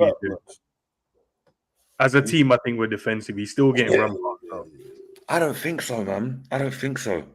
I do think you're right about one thing, though. I think the fans are conflating what the manager's job is to what they like, innit? So you're allowed to like this style of football more than the last style of football. You're allowed to like the last style of football more than this one, because of course, if you go and look through opinions, whatever teams have ever won the league and Champions League, they all play different football. So it's whatever you like, innit? But people just can't be honest with that. They can't just say, you know what, I can't lie, I don't particularly like this style of football because it doesn't really excite me. But big up to the manager. He's doing what he should be doing. That's his job. His job is, contrary to popular belief, but his job is not to entertain us. Facts. He has his own job, bruv. And the reason why I know this, and if you look, the way you're speaking, ENNZ and G, compared to last season, and then the fans have changed. They sound like how you lot did last season. Yeah, yes, literally. And I knew this before we got him as a manager. That's why when I think me and G was on the show and they asked what manager we want, and we both said De Zerbi, and I looked at the chat and everyone lost their damn mind, bro. They're like, no. I don't want none of that boring passing business. I don't want to play boring football like Man City. And I said at the time, you think winning football matches is boring? And would you know, we started this season, we win the football matches, and they do think it's boring. But I'll tell you what, bro, winning trophies and winning games ain't boring to me, bro. So let's see what happens. But you're allowed to think like that. Just tell the truth, though. Don't have a problem with, man, just be for the sake of it and try and make stuff up, because you can't. Because one thing you won't be able to argue with is the results, bro. So then you've only got to argue about a Nottingham game. Okay, keep arguing about that game then. It's pointless. Let's go on to the match ratings, man. Let's go on, because this is going to be very interesting. Very, very interesting. Ali, how do we think he did? Let me even get the order, because I know people like the stats and that. So let me get the stats up for Ali's game. Do you ever think that the stats for? I'm not trying to change the show, obviously, but you ever think the stats for goalkeepers, we should change it? Like, in what sense? Because you've got a mark out of 10 for a goalkeeper, bro, but it's not. It's a bit unfair. I know what you mean. Yeah, I know what you mean. Because I've said this 100 times that sometimes I find it difficult trying to rate the goalkeeper, because what if he has to make no saves in the game? Do I then give him a 5, like, for not making the save? Yeah, I feel like goalkeeper, you can either be poor, good, or great, but then that's it. There's no in betweens, bro. Like, because if you just go, if one of us to go, Ali's a 6.5, what does that even mean? Yeah, I think it's true. I think you just got to judge it on like distribution and all stuff like that. Like, you got to start looking at like, all right, if he's playing the pass, how many times did he look? We might have not made a save, but he gave the ball away. Like, he clipped it into like Salah, but gave the ball away, and all of a sudden they had some joy. I think you know what? There was a few more. Obviously, the Robbo one was mad, and he said to Ibu, "Oh yeah, you should have come short" and stuff like that. Then there was one when he clipped it into Sobbo in a mad position, bro. I'm like, what did you expect? That's the one he dinked over the top. Bro, the man dinked it into a space here, and I'm like, there's a midfielder in front and one behind. So he tried to do well. He headed it down to Gravenberch, but he went to the opposition player. And I'm like, yo, bro, you can't, if you're going to clip it up there, bro. Don't be, because if they win it here, it's long. There's a few ones where he got the height wrong of the pass. You know, when he tries to clip it into the forwards, there's a few times when he clipped it over Nunes. There was a few times where he clipped it over Jota, where you're like, oh, if you can just clip it into feet, they can hold it, and then we can play on. I think there was a few times for me it needed to be better. To be fair though, he actually played one pass into Salah, innit, where Salah just tried to square it to Nunes, to Diaz, and Salah's right foot will just let him down. but he played a lovely through ball. Like if that's a pre-assist, like that should have been Salah. You should have cut inside, scored, or you should have just found his man, but you kind of just played it a bit too early. But yeah, in terms of the saves, he made some good, you say comfortable saves in Ali's eyes, in it for him anyway. And even the one when he came, did someone block it and then he hit the crossbar, or did he get a touch as well? Yeah, deflected at I think Konate slid in it. Yeah, I think it's Konate. Yeah. So yeah, I'd probably just say just a normal. If we're gonna say 5 is like good, I'll give him a 7. Yeah, like yeah. No worries, I'm good with that. Oh, Trent. How's it going? Just Salah, man. I said the defensive display, bro. It wasn't the one yesterday. We're going in the right direction. What Jerry said, we're slotting that, bro. But I don't like this guy in defense at all anymore. It just makes me want to fight him every game, bro. Fucking shit, bro. I don't mind it, you know. I'm not gonna lie. I don't mind it. Like, I feel like do it is I can't. You know, it's like in life, innit? If someone keeps if every time I invite someone to my yard, they keep stealing something from me, innit? Like, I'm not like, do you know what I mean? But after the 10th time, I'm not gonna get upset if I still invite him to my yard and he's stealing something from me. And at that time, I'm like, yeah, I know he's gonna take something. Do you know what I mean? It's just it is what it is. So for me, I'm just like, cool. Like he's not gonna be flipping. Do you know what I mean? I don't know what leading to Ram, but I would give him an average rating, but I felt he was just average yesterday. Yeah, he was just average, super average. Yeah. But yeah, he needs to. But you're right, and that's the details that we're talking about. You know, he can play them mad passes all day long, but bro, we just need in certain games, just tighten it up a bit, bro. Like, don't allow the man just to run by you like you don't exist, bro. I know there's some tricky wingers, and I know man them don't rate you defensively. I get it. They don't run past Trent. They phase through him, but they phase through man's butt, bro. Some instant translocation thing that just phase, bro. Oh my god. Bro. No, because you know the teams don't rate you when they go down. You know that's the side we need to play down. I'd like to know how you know, just be a fly on the wall with these teams where they're just like, yeah, we're gonna target him. Yeah, we're gonna target him. because the thing is, yeah, you know, it's a bit mad, isn't it? But you know, like if 70% of all the balls go down, you're down to be rinsed more, innit? Yeah. Like, if you just targeted Robertson every single game, yeah, and in games where that's happened, he's just been done, innit? Like I've seen him get skinned as well. But it seems like they target that side more than any other side. So when they do that, it's like Robertson might have like 5 1-on-1s to deal, but Trent's already had 20. Do you know what I mean? By the first half, and it's like, right, you just know, like, yeah. No, but it's a disrespecting, bro. I can't believe that team just want to just play down that side, bro. Play on the other side, man. But dude, it's not even a disrespecting. It's like, you know, he's going to be more advanced than the other one, innit? So where's the space? Where's the space? And at that point, like, if he steps in, like, even if he moves into midfield, there's a gap there, innit? Like, that's just bait. Like, all right, cool, we're going to play down that side. And then he's got more to do. It's just, and I think it's a tricky one, man. As well, if you look at the way the left wingers are, the left wingers at current period are better than right wingers in football. So it naturally, everyone goes down that side of the pitch because everyone does the inverted thing. And it's not like left footers are playing on the left side and right footers are playing on the right side. So, yeah, when you think of all the best ones, but they're playing on the left side, bro. And for me, I feel like even though it was a millisecond, he should have played that pass a bit quicker to Nunez. You know what's mad, Ends? I remember you saying that yesterday, and I watched it this morning, and I was like, yeah, like it was so baffling. Why didn't you just pass it early? Like you had all the time in the world. Like. Thing is, that pass is not like a simple pass, though, innit? Like he's got to, like, I know with nitpicking, but he's got to like judge. He's got to judge it, innit? Like it's not. This isn't like you're just squaring the ball in it, like across the box, and you just got to play it. He's having to judge, like, all right, cool. Is this guy going to intercept it? Do I play the pass? There's another option to play it. Like that split second, that can happen, innit? Like in my opinion, Nunez has got to watch that line a bit better. He doesn't even check his shoulder to see where the guy is. Here's why I disagree, yeah. And this is what I'm saying. When we set standards for players, we can't then fluctuate based on how we feel.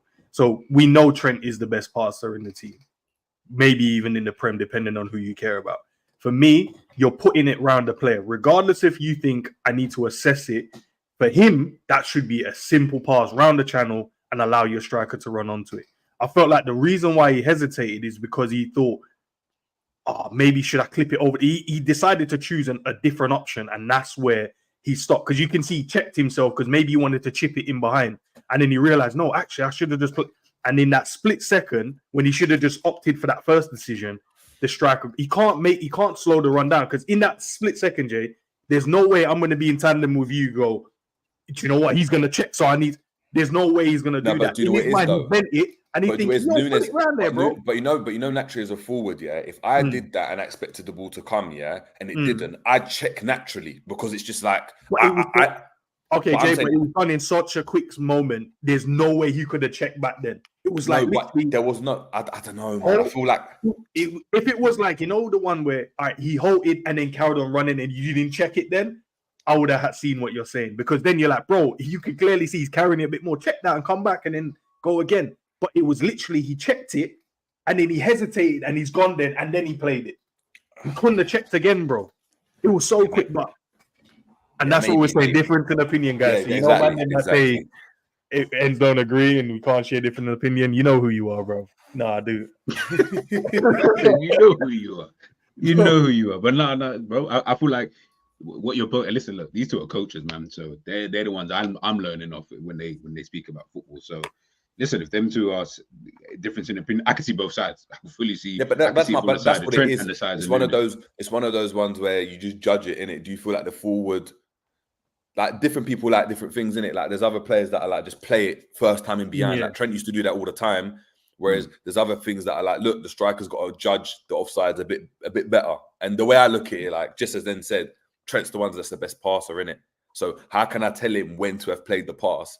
Nunes for me has got to be like he does it all the time in it. Like he's just not onside. If he was onside all the time, and that was a time where it's like, he always timed his runs well, I might lean to Trent. But because Nunes was always offside, and I'm seeing him not even check his shoulder to see, he knows he's in front of the other guy. Have you checked your shoulder to see if you're? Well, you know, the only difference though, Jane, with that one, when you run between the centre halves there, yeah, he's not going to check the one behind him. He's going to judge it off of the one in front of him, because he's going to assess like, oh, the guy in front of me, I'm on with him, so that's where I'm going to, think, am I on? The guy behind him can step because he's waiting to see where the guy in front is going to be. So that's why I'm thinking, he should have just played it first time, bro. First time, and then if it gets intercepted, it does. You can, recalibrate it. But the moment he literally, bro, he was such in a split second. The moment he went, Nunes gone, he was gone. There's no, if Nunes could have checked then, he's a cyborg, bro. I almost feel like Nunes, for real, Haaland, isn't it? I think Nunes almost, I feel like he almost saw like Trent's leg kind of go up as if he was about to go and play the ball first time. So once he's obviously done that, he's already made his run because obviously he's trying to get on the end of it. But listen, man, it is what it is. But by the way, people keep saying that Trent's improved defensively, like this season. He has. He sucks, bro. The team, yes, but due to tactics. But if we're saying the player in every right back in the league can defend better than him. Savage it there. All right, let's move on to Kanate, man. How do you think, Mr. Ibu? Every time I'm hearing, like, I'm seeing him get a header, I hate the fans like Ibu, and they did like Ibu. I'm like, fucking hell. He did well, man. Ibu did really well. No, man. Obviously, I saw your tweet, by the way, the other day, G, bro. About the Bozo gene has the Bozo gene it re-emerged itself, bro. It re-emerged itself, bro. I said, how can man? Okay. You see the standards, though. Do you what I'm saying about setting standards? Because the man's been so flawless. As soon as he does it, I'm like, oh my days. No, okay, cool. So I'll say this. It was really good. I thought it was, like, to me, I thought he was good in the game, and people are giving him 8s, 8.5s and stuff. Yeah, I would agree with that. You see, with Ibu, I think whenever I watch Ibu, I always think to myself, you yourself are actually naturally a good defender. When it comes to the art of defending, I do think you are actually good in terms of what I deem to be a good defender anyway. You have the attributes, you have the strength, you have the pace, you're good in these 1v1 duels, whether they're aerially, whether they're on the ground. Yeah, you're good at you're good at that. But you do have this thing about you that's like, I don't know if it's just pressure at times, lack of concentration at other times, but you have that Upamecano in you where you're like, brother, you're gonna do something just so dumb, like, just I don't know why, but you'll just put it out there for no reason. Not to say that you yourself are not good, but you have that gene. Now, I'm not saying it's a bit like having the sickle cell trait. You may not actually come through. Yeah, I'm trying to say, like, it This might the not analogy. come. No, G. Bro, no. Just for the sake of us. Yeah, can we just use a different analogy, please? Just for the Okay, sake. cool. Can we change it? I felt like that was the perfect analogy because It's not obviously the we know month. sickle- D is not the month for it. Man said supercellular, blood. Just change Man it. It's said, not the man month said for Black it. History Month. Man says sickle cell. You know. Oh God. Okay, I'll use it's like Thank you. having. I don't know. I felt like that was the okay, It cool. was, We'll D, use- it was, but it's not the month or the time for it. That's all I'm Hey, saying. February, bro. Like, man, don't do this October thing. Come on, man. Israelite in them thing. But anyway, And someone's gonna clip that up. yeah, bro. It is what this. It is what it is, man. This is why we're here. You know what I'm saying? Like, this is what we do. Like, Yeah, it's with like no you- context, that's gonna sound crazy, bro. Yeah, with no context. Yeah, Hebrews that- defending like sickle cell, bro. Hey, he might. Hey, you know, after this, you know, they'll just like flag it up to Liverpool and they'll arrange like a face-to-face meeting with G and Konate for him to apologize and that. You know, Bro, like, it wouldn't even, no, you know what? on a stool. It'll be me, Konate, but it will also be someone who has sickle cell, and then we'll end up going through. No, they'll just get Charlemagne to do it like that. They'll just get Charlemagne. It'll be something like that. Like, it's just one of those things where you're like, yeah, you've got the trait, but it's okay. Prime example, like, say my mum has it, but my dad didn't have it. Like, so when it gets, obviously when I'm born now, I either have it or don't have it. Like, it will come from. So what you're saying is that Konate's offspring is more likely than not going to be a bozo. I mean, depending on if what happens with him and his missus, just to like, make you know it clear, like, listen, we know I that said he needs to go. He needs to change race like that. You know, he needs to get a little mixed race. He needs to touch Paris and be like, yeah, you know. Just to add to it, guys, we know obviously it's a big issue, and obviously for us guys anyway, and for our culture and stuff like that. So we're not having a laugh about it. No, Sam, I have to, bro. I have to, because man, then will click. No, I'm looking after my guy, bro. Nah, blood. Enzo's looking after himself. Enzo's looking after himself about my guy. G said it's calm. He wants to meet him with Konate. Enzo's coming out telling me, yeah, you know what, guys, listen. Peace. You done all of this. You know what I mean? Bro, everyone is a full PR mode, you know. Man said, yeah, you know, with our I don't. Bro, I tried to do the sincere thing as well, man. I tried to do the shits and gigs thing, bro. We'd have just deleted it after. I was gonna say, I would have just deleted it. it. No, guys, listen, we know. You do this one, like, guys, I know. Bro, you like, the thing is, I'll never put a disclaimer, because to me it's exactly the same thing, bro. Like, he just seems to have it, but that's not gonna then impact the way that I would look at, say, Ibu, so to speak. I just always know in the back of my mind those things are gonna come to fruition. Yeah, I'm trying to say. But listen, man, he was good, and he's been good this season, bro. Like, do you think, other than that, do you think he's improved? Do you think maybe, based on your analogy, do you think like he's had some treatment and now it's like, brother, it's dormant? Yes. Okay. I'm looking. Yes, I feel like maybe it's a bit like the passes he's playing are good. Yes, he's winning this. Like, because I also thought that on the ball he wasn't as good in it.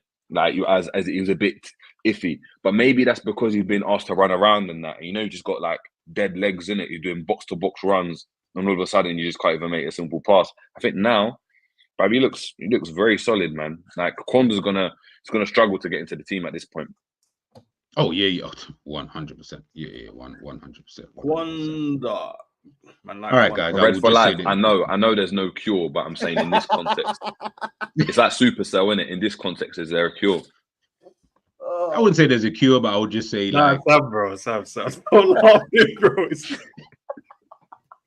This guy. No, why did Marianne put Ibu with a rose like he's ill or something? He's all good, you know. You see, you guys are getting at me. Anyway, let's move. Let's move on to Van Dijk, man. Right. Van Dijk. Simple game for this guy again, blood. This man he's not going to win a man of the match ever now. He's just better than everyone on it, bro. It's just, he's no longer involved in man of the matches, bro. You might as well just forget about it, bro. He's not going to be the only man. He's the only man in the match, so he's not part of it. He's not going to be recognized again, bro. He's just Liverpool in it. That's it. He's just on the pitch.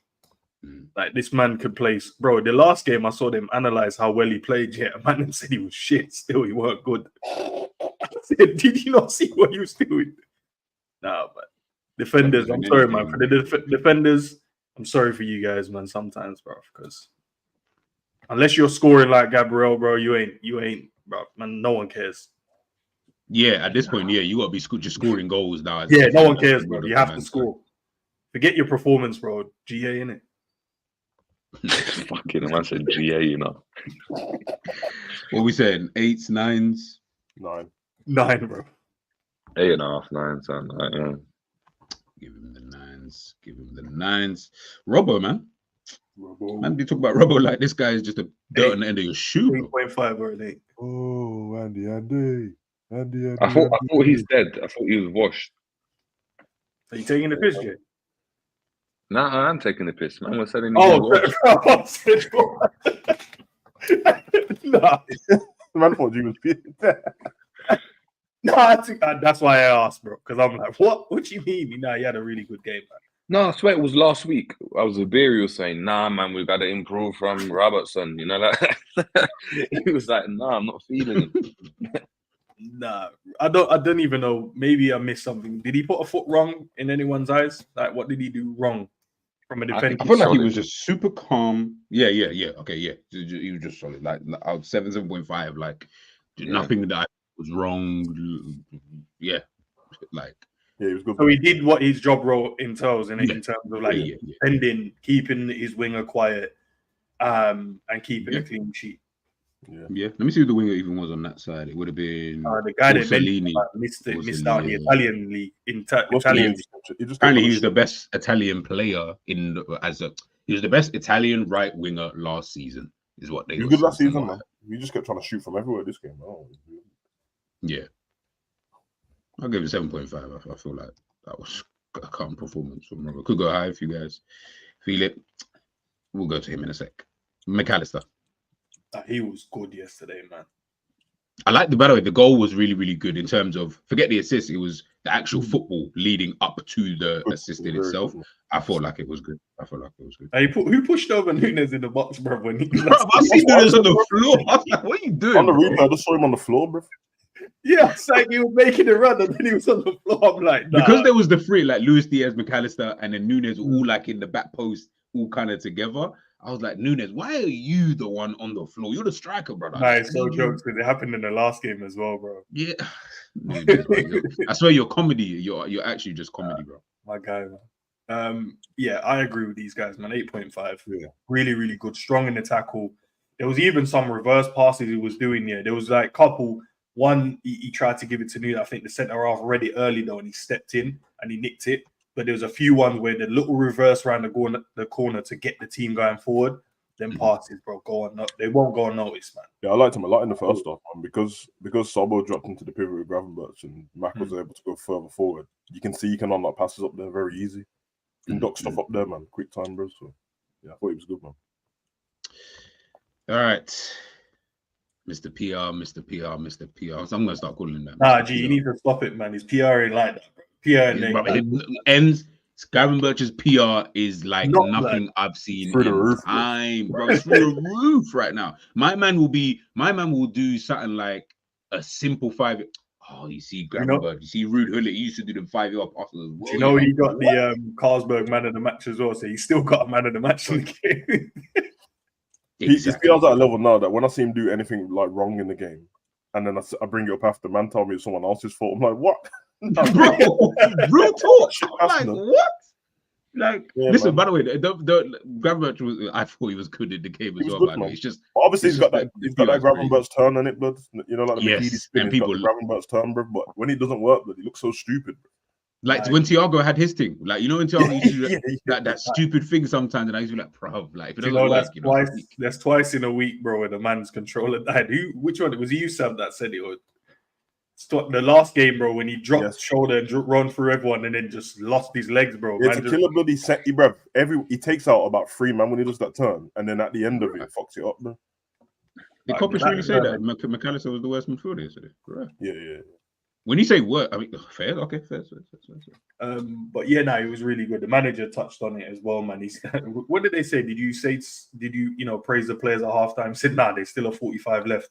By the end of the game, I did say to him it was really, really good. So, nah, he's playing well, man. He's being consistent as well. And I feel like this rate, that it doesn't even matter around the team's performance now with him. I feel like you're just going to get a good performance out of him. And that's what it is, man. That's exactly what it is. He's performing well.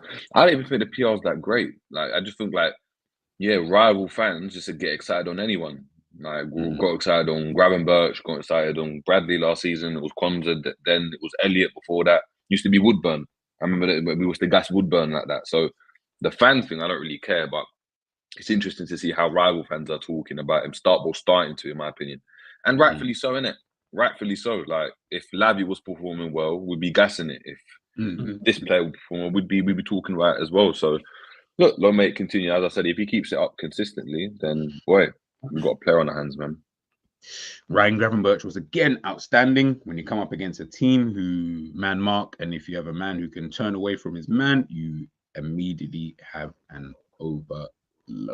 Just a bit of the quotes. What we saying? What 8.5, 9s? 8.5, I'd say. 8.5. Yeah. Mr. Gravers. I feel like if you don't give him 9s, people start getting onto you. All right. He only gets 7s on the other ratings, to be fair. They only give him 7, just above a 7. All right. No worries, Trey. Gerard, how do we think he did? Don't do that. What did you call? Bro, I switched off. Did you just call him Gerard? Yeah. No, I said Sabozalai. No, I think gaslighting from G is crazy, you know. Bro, that's mad gaslighting, bro. No, G. I know G just toxic in a relationship. You know that bro. He'd be like, Jay, he'd be like, shut up, you dumb itch. And he'll be like, no, what? You call me? No, I said, can you make me a sandwich? And it's like, what? Like, what's going on? Like, nah, Jay, if you see the gaslighting he was doing yesterday, so someone said, I love ENDZ, but I don't like his take on an XYZ. I see G in the comments going, yeah, nah, for real, I don't. I'm like, bro, what is Nah, Enny's bro. Man mentions the bottle line, Enny popped out of nowhere, bro. Bro, Enny popped out of nowhere, bro. No, Enny was just waiting. Enny, honestly, he goes through stages. Before it was Jones, yeah. Now Jones isn't in the team. He doesn't really care. He's moved on to Soboslai now, and it's just he's getting that tattoo. I hate Sobo. No, he's openly said it though, and that's why As Savage said, man, when it comes to players, sometimes you don't have to discuss with certain men. Yeah. All right. How good do you think we did, or how bad do you think you got? From what I gathered, people say he played badly yesterday. So I don't know where him playing badly came from, bro. Honestly. I think people like you see when I was on the train back watching or trying to watch the game and whatever, but I could see the timeline going. People were like, there was a pass that he didn't do. I saw someone tweet like, "Oh, this was a Boston guy, man. He doesn't pass." And I was like, that's when during the time when I didn't watch it, that's when I thought, "Oh, is he having one of those games where I'm just gonna get onto him?" Like, I don't even remember a pass that he didn't. But bruv, if there's any negatives from the game, I just thought that when we started the game so fast and he was really good, I just feel like I think it was Salah who played that ball across the box, bro. I think it's a tap-in, bro, but he tries the cheeky back heel thing and it goes through his legs. And I told man, bro, just do the simple things, bro. Build up. And did he try back heel or did he dummy? Yeah, he did, but he went through his legs, bro. Okay. And then because he went through his legs, the guy behind him was grabbing Diaz on it, and Diaz fell over, bro. But I just feel like I know why he did, and obviously it's one of them. And if it comes off, he looks great. And I don't think no one's gonna it's a crazy miss or anything like that. But I'm just like, don't try that, bro. But, sorry, but that's what people were also talking about as well. By the way, was that. They were like, "Oh, how the hell did he miss that? Like, why did he let it go through like that?" That was one of the things that kept coming up on my talk. So that's when I thought at that same time, "Oh, here we go again." The maddest thing though. So previously we're like, he's not playing like a 10. He's not getting into right areas, and now he's getting in there, and now it's a different thing. Hey, he got an assist yesterday. To me, that's just one action, and he missed, man. That's clear, like he didn't, but he wasn't. Whatever. That don't take away the rest of his performance. I thought he was really good, bro. I really did, man. Do you think 8 like the number on his jersey? Yeah, I think he covered the ground well, and that when he needed this. his 5-yard passing was actually on point yesterday. I can't lie. It didn't. Hey, you know I'm looking out for them 5-yard passes. He was I on know. point with it, bro. Can we bump it up a bit? I felt like his work rate yesterday as well, man, should deserve something, and he got an assist. I think it was good, man. I got 7.5, 8, 8.5. Yeah. Give him all the 8.5, man. Fuck it, blood. He did get the assist, bro. So Diaz. I think a 7, man. He was cooking though. Actually, it might be unpopular, but I actually thought in the first half, I thought that first part of the game I thought he was really good, bro. I think linking up play, but I think with Diaz as well. I think what's really interesting, is if go and watch the games again, anytime there's a ball across the box, like even McAllister's goal, McAllister gets in front of him, but if McAllister's not there, who's there to score? He's always there, bro. Diaz. It's Diaz. I agree. When Diaz gets in, he's cutting inside. He's cooking his guys. Even towards the end where he got hooked off. Now, even then, he's not just whacking a shot, but he cuts inside, beats 3 men. You can't. That disrupts so many defenses. I know, like I talk about just like those type of players, but when you got someone that could just run through the team like that, it's like with the Gravenberch turn in it. When he turns, it disrupts any low block. It disrupts anything that you got going on. If the dynamic is top, and he didn't score, but you can see how important he is for the team to do what they want to do, because that enables then space for Szoboszlai to pop up in that left-hand channel and do everything. I think he was calm. And his defensive work as well was really good, man. Him and Robbo, helping Robbo double up down that side. Amount of times I see him like run back and actually get involved and try to, put. And there's some of the fouls, man, them were doing to him as well. I was about to say, man, he causes so much problems because I don't know if you noticed yesterday, Alisson. Yeah, I know why you did it because of the way Bologna normally play with their man marking, kind of like Atalanta from last season, but not as aggressive. Alisson was playing loads of long balls on it. He wasn't passing the ball out from the back at the beginning of the game. Everything was a proper goal kick, bro. And it was usually up to Diaz, and he was doing very well there, man. Not used to seeing Alisson do that ever, bro. So obviously, listen, in terms of yesterday's game, obviously we're saying a 7, right? Yeah. 3 games, no goals, 4 assists. Is that okay with everyone? Like we're good? Just so I know and I understand moving forward for other players. Performances, he's been performing, man. Okay. All I'm asking. That's all I'm asking. Cool. That's fine. All right, Nunes. 6. He hasn't scored in 22 games apparently. So yeah, man. Yeah, I'm with Jerry. Listen, I even told Ends. I was telling Ends, man, like when the game started, I was like, rah, like when we went and scored the goal, I was like, perfect. This is exactly what I want. Like, even forget scoring the goal, he got the ball, held it up, played it out wide, and made a run into the box that dragged the players with him. So it created space for that cross to come in from Salah, for him to cut inside. Because if you don't do that, Salah cuts inside, there's bare man in front of him. But as soon as I said that, and as soon as I messaged, and this is what I want to see, quality, man started playing the ball behind players. No, it was one time, Jay, man. Don't do that because I know. All of a sudden, he starts running around like a headless chicken, making runs in behind, but and it just didn't look great, man. And the thing is, he's just not improving with the team. You see how the team's improving. I'm not seeing him get better.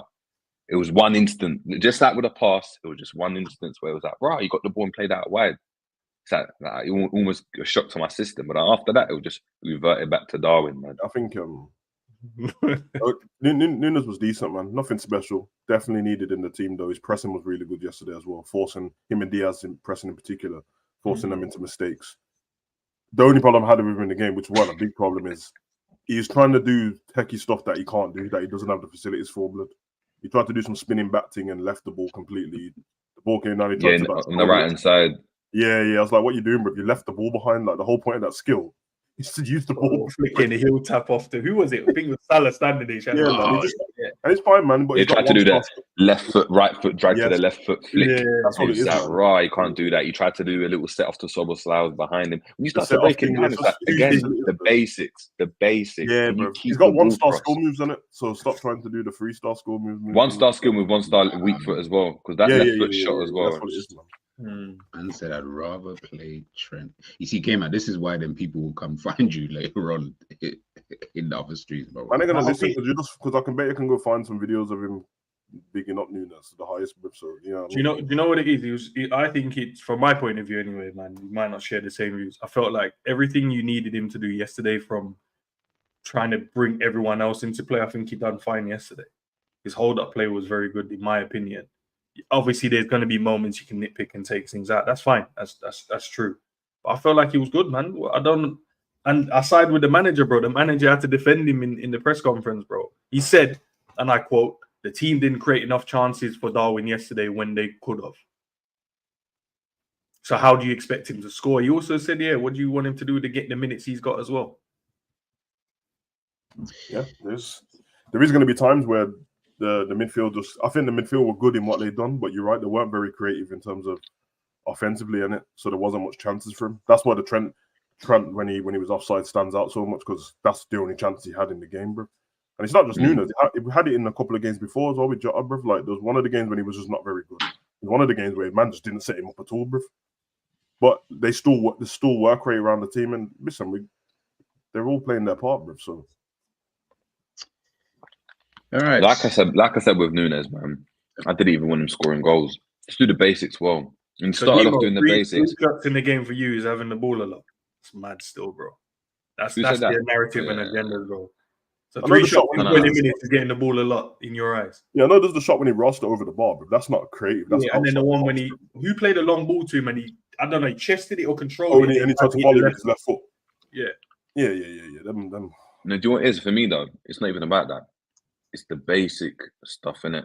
Slot is now defending. Like, you know, if he just done that, you see what he done with Salah, where he just dropped in, laid it off to Salah and done that for that whole game. I'd be like, bro, give me Jerry, he did it fingers well, innit? Because he did the same thing against West Ham when he laid it off the gap post. Just held it up, laid it off. Simple but that's my point. Do that. And I'm like, you know what? Cool. Like, cool. Yeah. But when you're doing this, doing the flick, it's like he's a child. Like, you tell him to do the basics, he does it and then gets excited and starts to do other stuff. Just carry on doing the basics. Do the basics. Do the basics well. I do agree with that. But Jay's enjoying his game, but what? Man can't. He doesn't enjoying his game. I hear it. You don't enjoy his game. I don't enjoy his game, and guess what? I guess he don't even enjoy his game.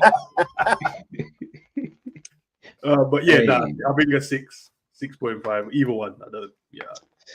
I gave him a 6 anyway. All right, let's move on to Mo Salah. 10. Okay, if it's okay, if I can just finish off what I was about to say, and then we can, get into the. All right, sorry, bro. When you get if I can go first, seeing that clearly is obviously, Yeah. Oh, okay. Yeah. He's obviously broken a record. He's the highest scoring African player in the Champions League. That's good. Scored again, which is good. Got an assist, which is good. But his overall play, like I was saying to Enz in the back office before we started the stream, I was like, I feel like your performance here outside of the goals is probably like a 6.5. Like, there's one thing, and I said to Enz earlier on, there's one thing that you do that is now starting to annoy me. Before I didn't mind it, but now it's annoying me, is that you see when the ball gets played up to you, whether it's Van Dijk, whether it's Alisson, whoever, when they play that long ball into him and he obviously traps it, cool, whatever.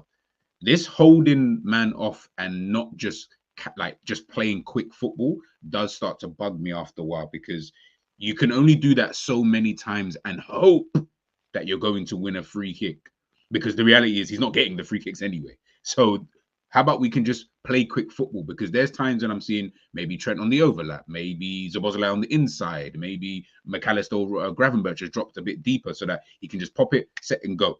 But for some reason, sometimes you do it too much. And I'm like, bro, I don't need, like, for me anyway, it slows down the whole kind of passage of play that we've got going on at times. That's something that has, in the last year, you've just done it more and more. It does get a little bit annoying. Saw it quite a lot yesterday as well. But yeah, I didn't think he played all that well, to be honest with you. I felt like he was getting the opportunity to do better, but he just wasn't really, really putting in that work that I guess most people want to see. But like I said, the overarching thing, scored, assisted. He did Mo Salah yesterday, to be honest with you, in my opinion. But guys, let me know what you think. 10. That's it. That's all I'm going to say. 10. Yeah, the way I see it, man, is same thing. I hear it, man got a mad assist. He got a goal. And look, he's that type of player. I think he's not only is he trying to show man he's a gym man, But he's just in his Ronaldo bag, innit? Where all he cares about is himself now, bro. All he wants is his goals and assists. When he's got to pass the ball, he don't. He's just taking mad shots from mad angles. That's the first shot. Is that a bad thing? Is that necessarily a bad thing? I'm just trying to gauge. It is. It is. It is. It can be, because at times it's like, bruv, there's a better option in it. So just mad. So you think Ronaldo was, with the amount of goals that he scores and gets? He scored the amount of goals that he scored. So even when at United, when you were scoring all the goals for United, where were United? Of course, when he's at Real Madrid and they're a better team, So your goals will contribute to the team doing well. But when you're doing that for a lesser team, not saying Liverpool a lesser team, just using the Ronaldo example, you get your goals and it's calm. That is true. But what do your goals lead to? What do your goals lead to? I mean, his goals are leading to Wolves match winner yesterday, a system goal. No. I'm saying Ronaldo. So if we're talking about Salah, Salah's playing in a better team. So of course, again, won us the game, as Salah said in his 2 moments. Won us the game, the great assist and a very, very good goal. But he's just in his Ronaldo bag now, where it's all I care about is mine in it. Like, I'm gonna take this shot from here. I don't care if man block it. I'm gonna take this shot and my foot's, I'm not even set correctly, but I'm just gonna try shoot. Now, Liverpool just play with that risk now, innit? Like he's the Ronaldo equivalent, innit? He's gonna get his. It means that some players are gonna get less goals. You could have squared it to, let Trent take the shot or let Person take the shot, but he's not going to do that, innit? He takes it upon himself. But scored 2, got on a goal, got assists, 8, as Sam said. To be fair, that's exactly what it is. So he's not even bad at that point. He's good, innit? Like if you're getting a goal and assist in the game and you're winning the game, you're good. Doesn't matter what else you're really doing, innit? At that point, in my opinion. Fairs. As always, guys, I couldn't care less about the subs. Can't even remember who. I'm not gonna ask something about his rating. I fully thought Savage said it. Savage, apologies, bro. Apologies. Honestly, I fully thought you said it. But go on. Sorry. Man. Don't care about Black Man's opinion, Black History Month. Yeah, well, you know the vibes. But go on. Listen, man. I don't. To be fair, sorry to cut you, by the way. Sorry to cut you. He actually did say the first thing, which was the first thing Savage said was shit as soon as we got onto Salah. Just to let you know. But yeah, go on. Yeah, very simple. Yesterday's game in particular, I didn't like his passing, and I didn't like it at all. It sucked, bro. But obviously, the caveat is, I thought the assist was a cold assist, bro. I thought there's no option other than someone to score that cross, bro. Someone's either going to run into the post or the goal goes in, bro. And as Jerry said as well, Diaz was more. If McAllister missed it, Diaz taps in, bro. It's inch perfect. Keeper couldn't do anything. So I thought that was cold. His goal was obviously cold. It's funny because on the watch along, I'm actually cussing him just before he scores on it because his passing was winding me up, blood. And then obviously I'm like, yeah, but you've been trying this same shot for 2 years, bro. And then he rossed it in. I was like, fuck, bro. But I was happy that he scored. But obviously I want him to be a bit more productive with that, cutting in and shooting on his left foot and stuff like that. He's always playing like he's got Crocs on it, bro. But without him, I do have to say, and my main problem with him yesterday wasn't his movement or anything like that. It was his passing. It sucked. But yeah, without him, obviously yesterday he wouldn't have won the game at all. Blood, like he got the goal and assist, bro. So what am I supposed to do? I guess I would have marked him up for scoring and marked him up for assisting. So I'll give him like a 7. Bro, that's him getting his. I'm not talking about goals, innit? Like if he's assisting, if he's getting his goals, he's getting his numbers. All of a sudden you got chest, bro. But when you're on screen, bro. Anyway, but this is what stats question do, though. Stats allows you not to look at performances, bro. That's all. Trust me. Quick question as well, though. Yeah. We finished now. Obviously, in football, right, the majority of your attacks are failures, innit? You fail the majority of the time in football. The type of game it is, you're gonna fail in football, innit? Because you don't score every single attack. You probably score 1 out of like 50 in a game, right? 10, 20, whatever it is. So if Salah's doing his job, technically, say he got the goal and the assist, right? Doesn't matter if he's misplacing passes after that. If in the key moments he goes and puts a thing in. As to what G's saying. Because imagine he's putting the part. Imagine he's like passes are good, he's doing this, he's playing well, but he don't deliver. Then ultimately, like Liverpool don't do anything. But if in this game today, yesterday as an example, yeah, his passing was off, and as Sam said, he was bad, but he put the ball in the back of the net and assisted. But if his passes was better, obviously we'll not know in it. The players would have to score it, but it would just mean that in those moments when we have the counter attack 2v1, that's a good opportunity for someone else to score. So even if he doesn't score, it's still because he's helped or got the assist because the pass was good. Someone else could have taken the limelight by putting the ball in the back of the net. So that's why the performances do matter, bro, because there's only going to be so many games in it until when we're on the counter attack. Like, i.e., last season when we should have been Arsenal, counter attack, ball goes into Trent, miss. But if he puts that away, that's a goal in it. Better decision. He tries to put his foot through it instead of just rolling it into the corner. Diaz last season, Salah plays him a good ball, better decision. Maybe it's always going to come down to fine margins when we play against the top teams. The little teams, yeah, you can go, all right, don't really matter. But we still question it because we're footballing men, bro. We're still going to talk about performances. We'll question it. But at the end of the day, the result is what we want and we want to win. But when we come down to the fine margins in the big game, bro, we can't allow you to just be, feather foot pass, bro, when it's a 2v1. Got to make sure that pass, because that could be the only chance we have in the game. So it doesn't matter now because we're going to create more chances against these lower teams.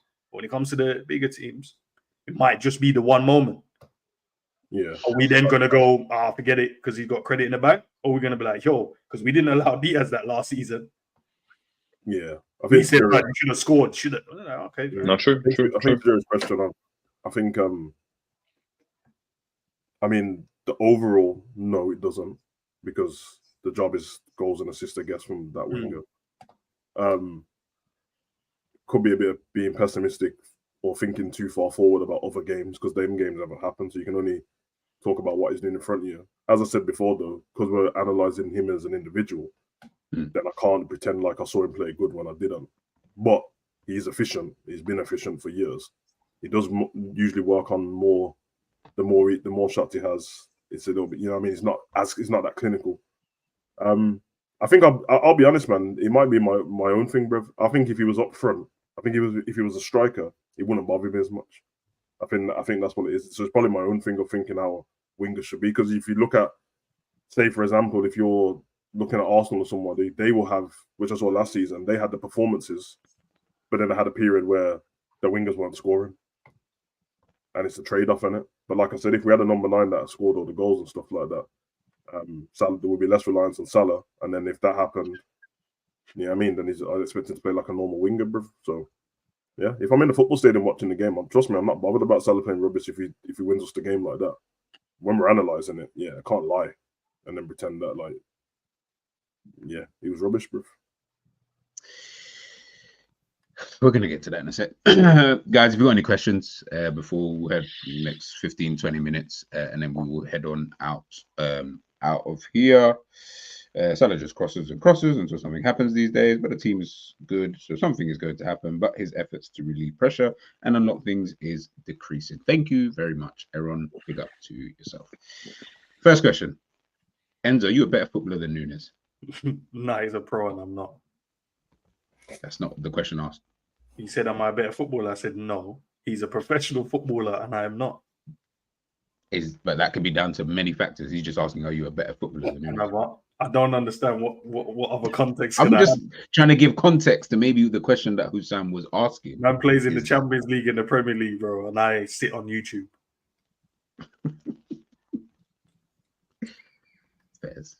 Fairs.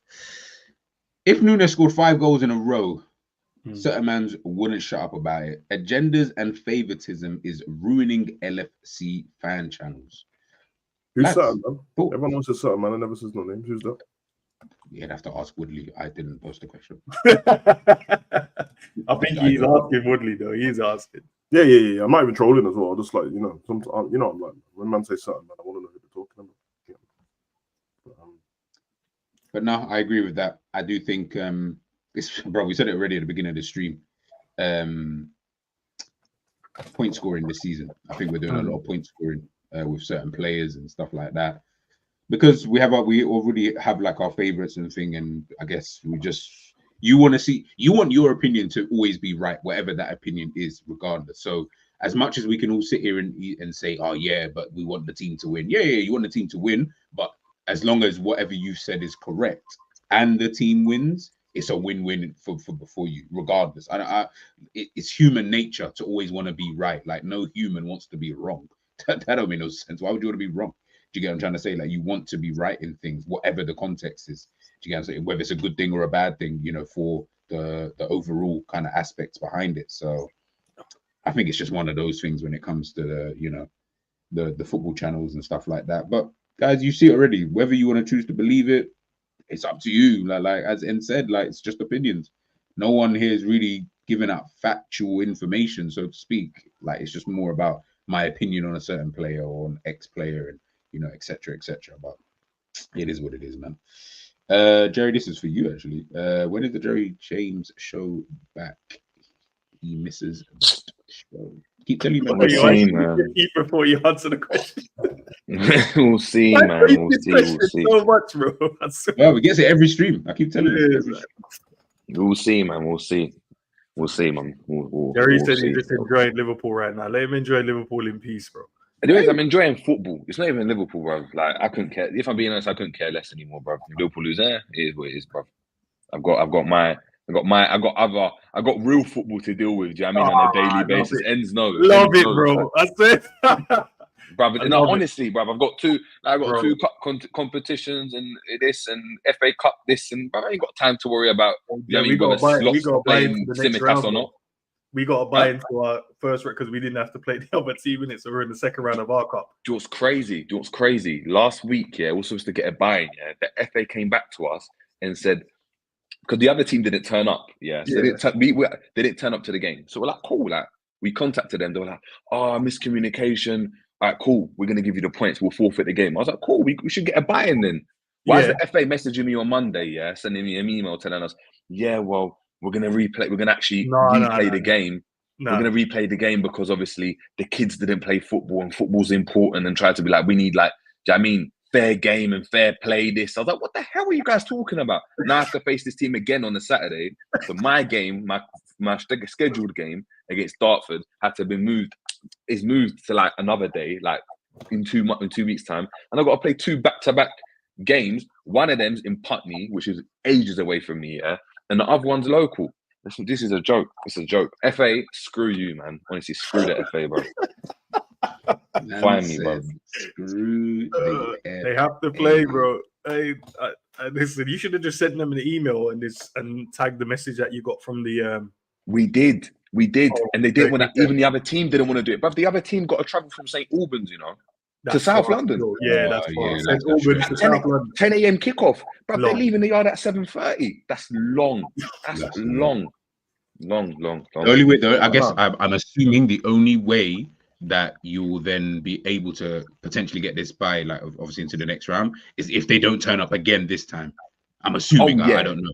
Yeah. Okay. Yeah, but at this point, bro, I just want them to come and I just want to paste them over, bro. I might even just have to just attack the manager, you know, barge the manager as well at the end. I mean, you know what? Jerry try to put on his socks, boy. Try to put on his booty. Yeah, I'm playing. Yeah, that's a barge the manager, you know. Raw.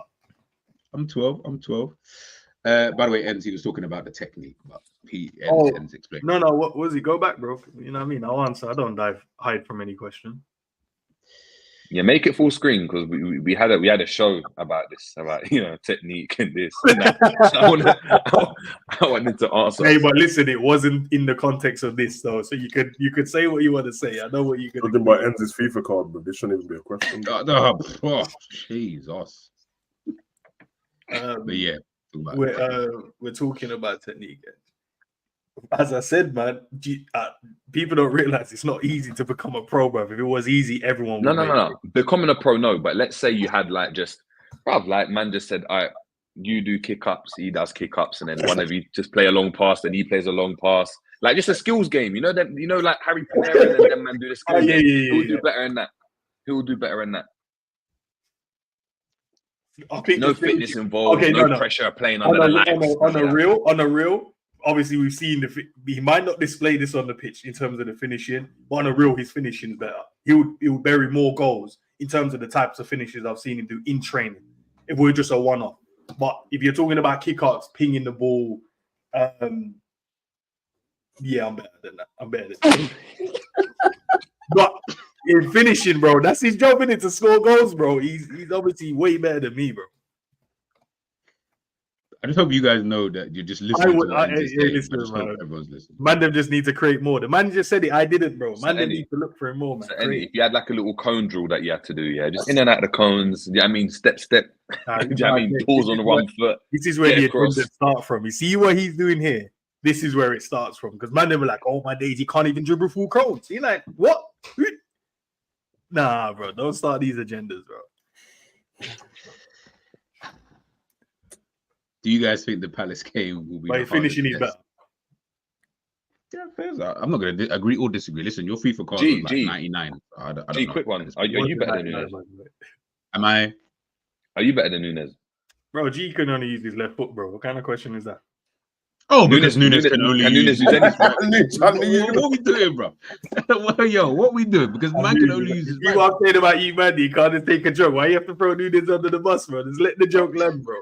Nah, I don't want it can't land. I need it to die in the air. Apparently, we don't need. I think I'm better than him at better aspects of the game. Dribbling, I think I'm better than Nunes. You're better than Mo as well, bro.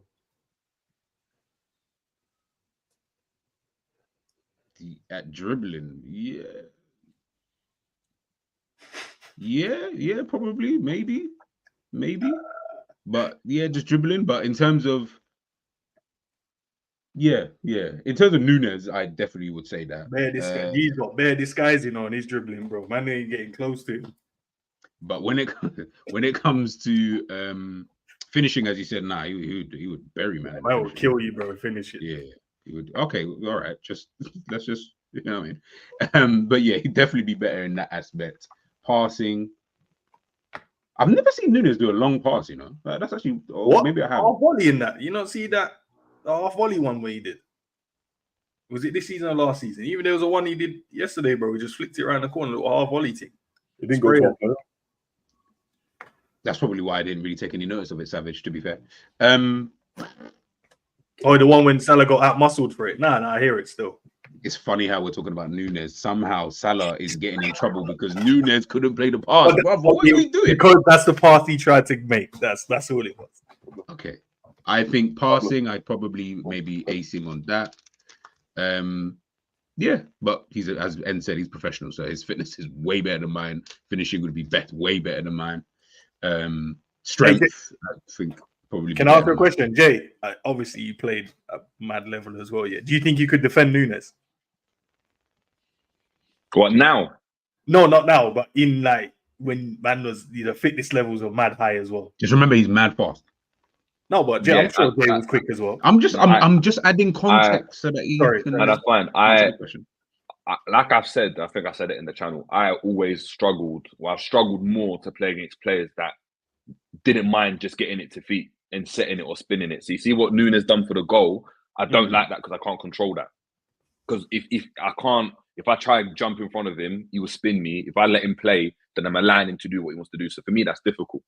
If I just got to watch the brother and just 1v1 me and just I'm comfortable with that. Of course, he could catch me out by making a run. Like I could be in the defensive line, he can make a run that I don't see and he could score. But I don't mind the one when you're just trying to run at me 1v1 and tap it. But I could do with that now. I could probably do with that now. See, like in a Konate, I'll do it in a Konate fashion as well, where I just go boom, just amazing. You're one of them. Yeah. You're gonna just. I would do it because after that, he's just not gonna run at me, innit? And if he wants to, I mean, it's them ones. No, I'm joking. In all honesty, maybe when I was younger, like when I played, I'd have liked it. Now, again, he's a pro. Now, like he's a pro. He trains every single day. Like he's sharp in it. I'm nowhere near that sharpness. So yeah, probably not. But when I was younger, I would have done. I would have enjoyed it.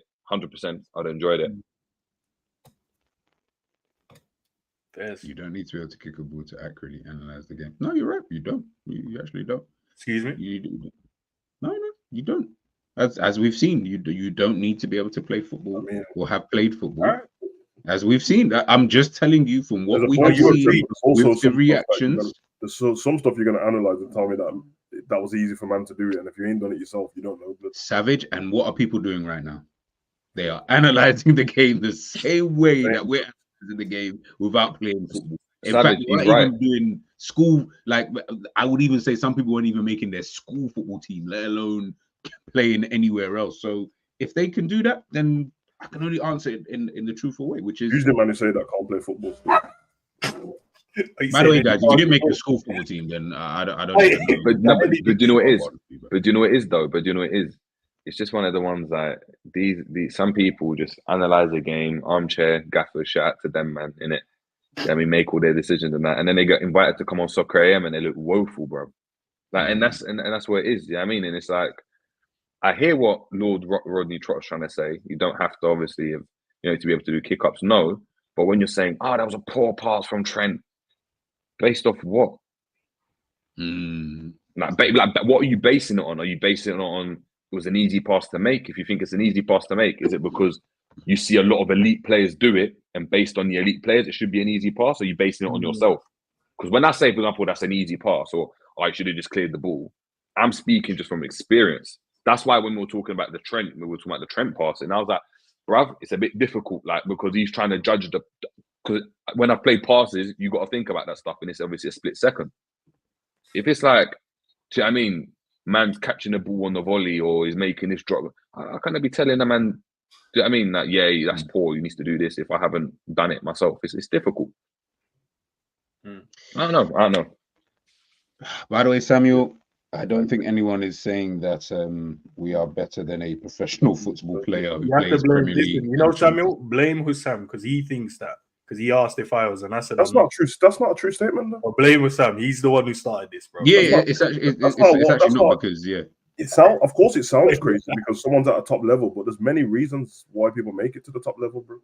You know what I mean? Some people take their opportunities in certain instances, and that there is going to be people that are just better than some of the professionals, bro. That it's just what it is. Maybe it's not going to be as many, but man, I've been around, bro. Come on, man.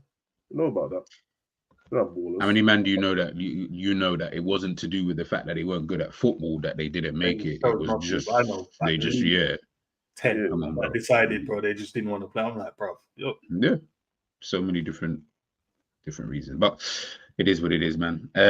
Sorry, Zia, I was gonna go through your question. Do you guys think the Palace game will be the hardest test so far in the Premier League? No. That's the game this weekend, I'm assuming. No, we'll score, bro. I don't think it'll be the hardest test.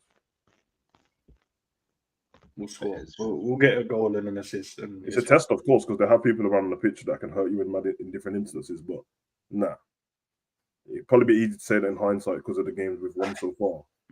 But I don't think it's the hardest test. I mean, in theory, from the team we played so far, Man U should have been the hardest test. It wasn't. But... yeah, probably. In terms of player-wise. Okay, Mac. With Edwards in charge, do you think Salah Virgil will get new deals? They are 33 and 32 years of age. The best way to answer this, K-Mac, do you think so? Yes. Yeah, let him answer it, bro, because he said that, Salah's, scoring goals and assists. So what does it matter about we think, bro? We had a conversation the other day. As long as he's scoring, you should say yes, bro, straight away. Don't worry about our opinions. Only one I 100% want to keep is Virgil. Yeah, same. 100%. He's the one I don't want to let go. You can go and get people that can score goals. You can go and get another right back. I'd slang Trent in January, but I ain't gonna lie. But what defender out there you think can come in right now, world football, that can replace Virgil, bro? Even at 33. That could replace Virgil? Probably nobody. That we would be like reasonable type of signing, then probably that could replace Virgil, what we saying? Yeah, football now. Oh, man. The levels ain't it right now, but no, do it is obviously a couple of them are like City, but I think that's what I said, realistic. But I'm trying to think because I think there's a few of the centre backs at City I think are. If they became like the main man of the team, of course you're not going to get to that level. I think for me, he's the best ever in it, in my opinion. Like I think he's that good. But I think like Kanji's top, like mentality wise, his performance levels, like they're high all the time. But then we have Akanji is a cold defender, but is he? Because we always have to look at what we already have as well. So could he come in and then fill the void and also carry on? Not it doesn't have to be Virgil, but obviously Virgil is our captain now and the leader in the team. So that person would have to come in and take over that kind of role in. I think he could do, because I think in certain games, especially for City, I've seen how he's able to like marshal the back line when they're chopping and changing and this, and I've seen how he takes responsibility and he's the one that goes to the ref for this, and he's the one that if you watch the games, like I know Ruben Diaz is there and stuff, but when he's been out, it was Akanji, and I think he's cold. It's a weird one, man. In terms of like leadership, it's a difficult one, man. It's actually difficult. Lost Virgil, that's what I'd get. Say that again. I like Schlotterbeck and Bastoni. That's about it. If I don't. Yeah, I'll take Bastoni over Schlotterbeck. But before Virgil came in, like we had Mo, we had Mane, you know what I mean? We had these man cooking, but we couldn't. Like these man was cooking teams left, right, and center, but we were just leaking. So all of the good work they were doing, there was no. But as soon as Virgil came in, bro, it felt. Bro, I don't even know, bro. It's like a weight off the shoulders, bro. It just like, oh my days, we've got a mad defender now, and he can call it the aura in it, but yeah, he's the one I don't want to lose. And I know eventually we will have to lose him because he's going to have to retire at some point. But I think it's going to be so difficult to get someone to replace him. Then you can replace the other guys. I don't know. Maybe it's going to be all about. Maybe you're looking. I agree. Maybe you're looking at like how old's that? No, it's a short-term stop, but even like a Marquinhos, you know, someone that's just got Matic, like Thiago Silva type of like signing, where you get someone in that's got experience, and then you get another brother that you can kind of. That was my point. Because obviously we're thinking about replacing him, but having Konate next to him still in it, whoever the new person is. Yeah, I think that's a massive thing, because if it wasn't Konate next to that person, and the person who was already there was the leader, like Konate was already the leader at the back and stuff like that, then the person I need to replace Virgil will be a little bit different, but. Maybe if when we go to replace him then, Sav, do you think that maybe then Konate could be ready then? So say if it's in like let's say 2 years time, say he gets the extension and it's 2-3 years extension. Mm-hmm. Could Konate then be ready to? I honestly don't know, because I feel like it's not a bad thing, because that's what you got a partnership for. But he seems like he takes the instructions well and does a really good defensive job. I don't think. Yeah, I think it would have to be like the equivalent of like when Dortmund got Hummels back from Bayern Munich, innit? Where it's like the guy's got so much experience, he's played there. He comes in with a stature already. Yeah. It can't be a player that comes in and he's like looking around like all beady, like oh my god, I'm at Liverpool. Like it's got to be like, yeah, I'm coming in and I'm the guy. Because if you can get someone like Thiago Silva in there, like even at his age and what he done for Chelsea, I think you're cool. I think are really, really good, because ability-wise, you'd hope that obviously over time Konate becomes a bit better, and then the quality drop-off from someone like that, it's not that great with a Virgil, innit? It's more the intangibles when you of course the ability is mad, but it's the intangibles that you're going to miss more, like the leadership and responsibility taking and that type of thing. So that's what I was gonna. That's what I'm trying to figure out. Like you guys were talking about, like defenders, like. I agree with what Jerry's saying about the intangibles part. I also think it's actually the profile of the actual player, which I almost feel like you would miss as equally as that, in terms of you've got this kind of centre back who is, I guess aura is the right word, but he's fast. Well, when he joined anyway, he was fast. He was composed on the ball. He was aerially a monster. He was strong. Like you couldn't get a ball off of him, like to the point where people do not even want to run on that side of the pitch. Positioning at times was good, like, you know, during his heyday, prime, whatever, all of that kind of stuff. I almost feel like they're gonna, I think anyway, because of these laptop guys, I feel like they're gonna try and find someone who's just, regardless of, obviously the experience will be there anyway, because I don't think they're gonna get an 18-year-old, but I feel like they're gonna try and find someone just in that profile. Like, doesn't really matter who it is, whether it's Bastoni with his profile or it's Lenny Euro with his profile, whatever. I just feel like they're gonna try and find that, like, because they're in their head. You're gonna need. I almost feel like Liverpool, they're gonna need that more than anything, because you've had that for so long. if you try to defend without it now, Gomez, Konate type of defenders, I don't think it works. I almost feel like you need that profile. That's why you need that next step step one is already in the. That's why when I was picking them, I'm looking at like Hummels and Marquinhos, what Thiago Silva was. Yeah, someone experienced. Even like I know he's mad injury prone, yeah, and I wouldn't get him. But someone like David Alaba, you see, when he's coming into the club, he's not coming in thinking, "Oh my god, I'm at Liverpool," like, because he's not that guy. So as soon as when they come in, they're the type of person to exude that composure and that calmness on the ball and all of that. And then it's just about, look, cool, can you get someone that don't drop off too much, but you'd expect the whole back line to get better and the team to improve? Because again, he's Virgil van Dijk, and you're not going to replace him. Like, if I think he's one of the best ever of all time, or if not the best, how can I replace him with anyone else? No one's going to come close to that. It's a generational player, but it's all of that. It's going to be difficult, man. That's probably the most difficult position that Liverpool are going to have to replace. Last few questions, guys, and then we will head on out of here. Do you guys think Arsenal squad is better than ours? No. Good.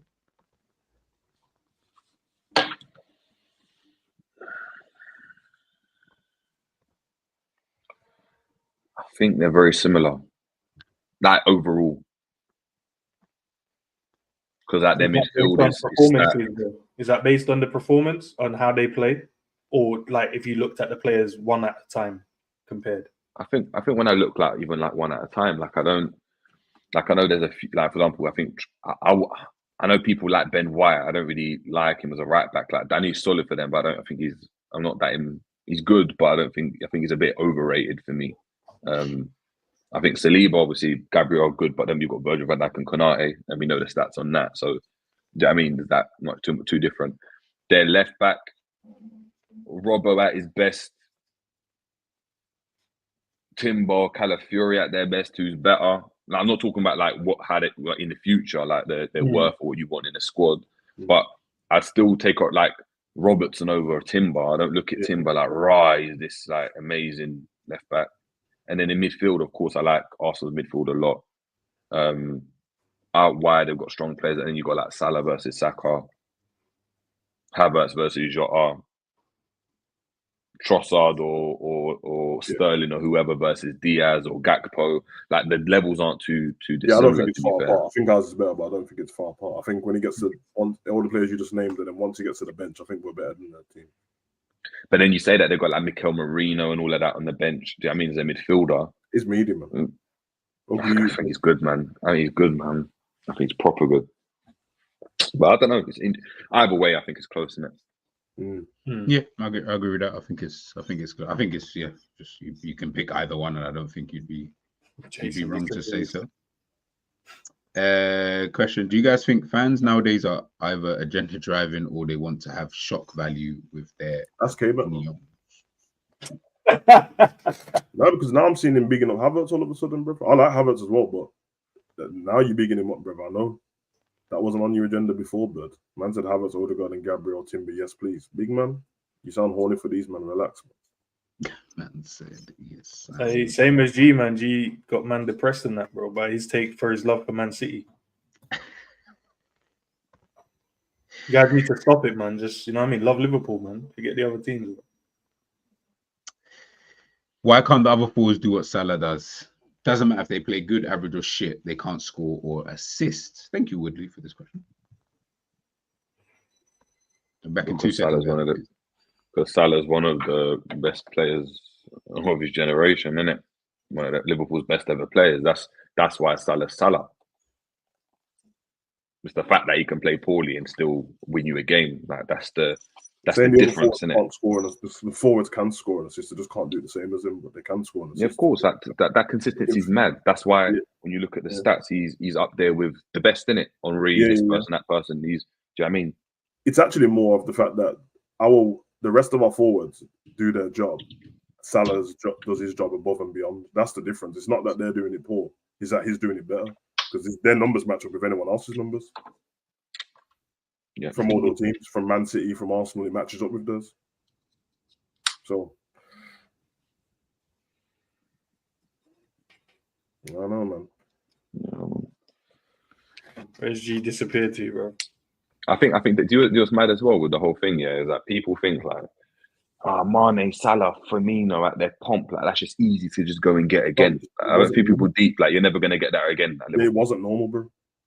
It's unreal. Like you don't get that. So do you know what I mean? Now that you're looking at these, do you know what I mean, that your players, like Diaz is good, Gakpo's good, like Jota's good. But to get them all firing at the same time, all at a mad level, you're not gonna get that same way. I mean, the duo of Sturridge and Suarez, it was one season, bro, and that was it. Yeah, I agree, man. And that's why if you ever try and compare whatever players you want to bring into Liverpool against them three, you're always going to be disappointed. Yeah. Always. And I'm telling you, bro, I promise you, bro, I'm not dissing the players that we have, but I'm saying you have a number 9 that scores big goals, like Harry Kane type goals every season and that. Nobody cares about the wingers like that, bro. That's why Man City fans don't complain about Grealish and that, bro. Everyone else does. Rival fans try to use it against him. Oh, Grealish only scored 4 goals and he only scored 1 since December. Dude, they don't care. They don't care. You never hear Guardiola in an interview say about Grealish needs to score more goals, do you, bro? He doesn't care, bro. They just do what they need to do to get. Because their game plan is, if you get a chance to score. But we're trying to get it to the striker, bro, which is old school. That's the basics of football, isn't it? Get the ball to the striker, bro. We same way of like. Sorry, go on, bro. No, I'm saying same way like with Haaland, isn't it? Like people are not deep in that. This is just not normal what he's doing, isn't it?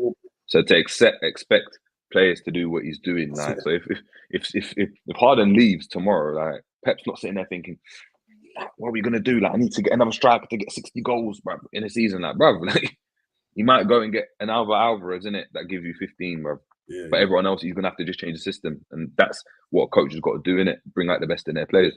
Yeah, that's why when everyone asks for them big numbers from like a striker in the Premier League, and I'm like, oh, you're just looking at other leagues and seeing what these amazing people are doing. Go look through the years of how many strikers hit these numbers, bro. Because the numbers you're asking for ain't it, bro. They're not, bro. We'll go through. Pedro just asked, do you rate VDV? Is that Van de Ven? I'm assuming it's Van de Ven. He's all right. It's got good attributes in that. It's good one. I know why people like it, because it's mad fast. Yeah, he's rapid. But it's good. Yeah. That's just like a highlight, kind of thing. Last question, and then we'll head out. Who do you want to see replace Salah? Maybe not in terms of output, just playing on the right wing for him. For promo, it is Kudus. Yeah, I probably agree with him, to be fair. When I look at the players that are around, it would have been Elise, but obviously Liverpool didn't want to do that. So yeah. Probably when I look at what's available or what is likely to be available, he plays for West Ham in it, so that seems like he would be available. You think that system? I think after Salah goes, the system might change and be more focused around the 4, like the actual number 9. They might just go and get a winger that's just going to be maybe. But then again, West Ham don't focus around him solely. To be fair, like he's been playing on the right of a 4-2-3-1. Apart from in the Cup when Bowen plays there. I'm just trying to pay attention to how he's playing in that, because obviously people get gassed when he'll score like a mad goal, then they'll watch him again in it. But he's mad powerful runner, blood. Very good dribble over the ball and stuff like that. Seems assured at the top of the pitch. So I like him, man. Can you stop gaslighting the people in the chat, please, bro?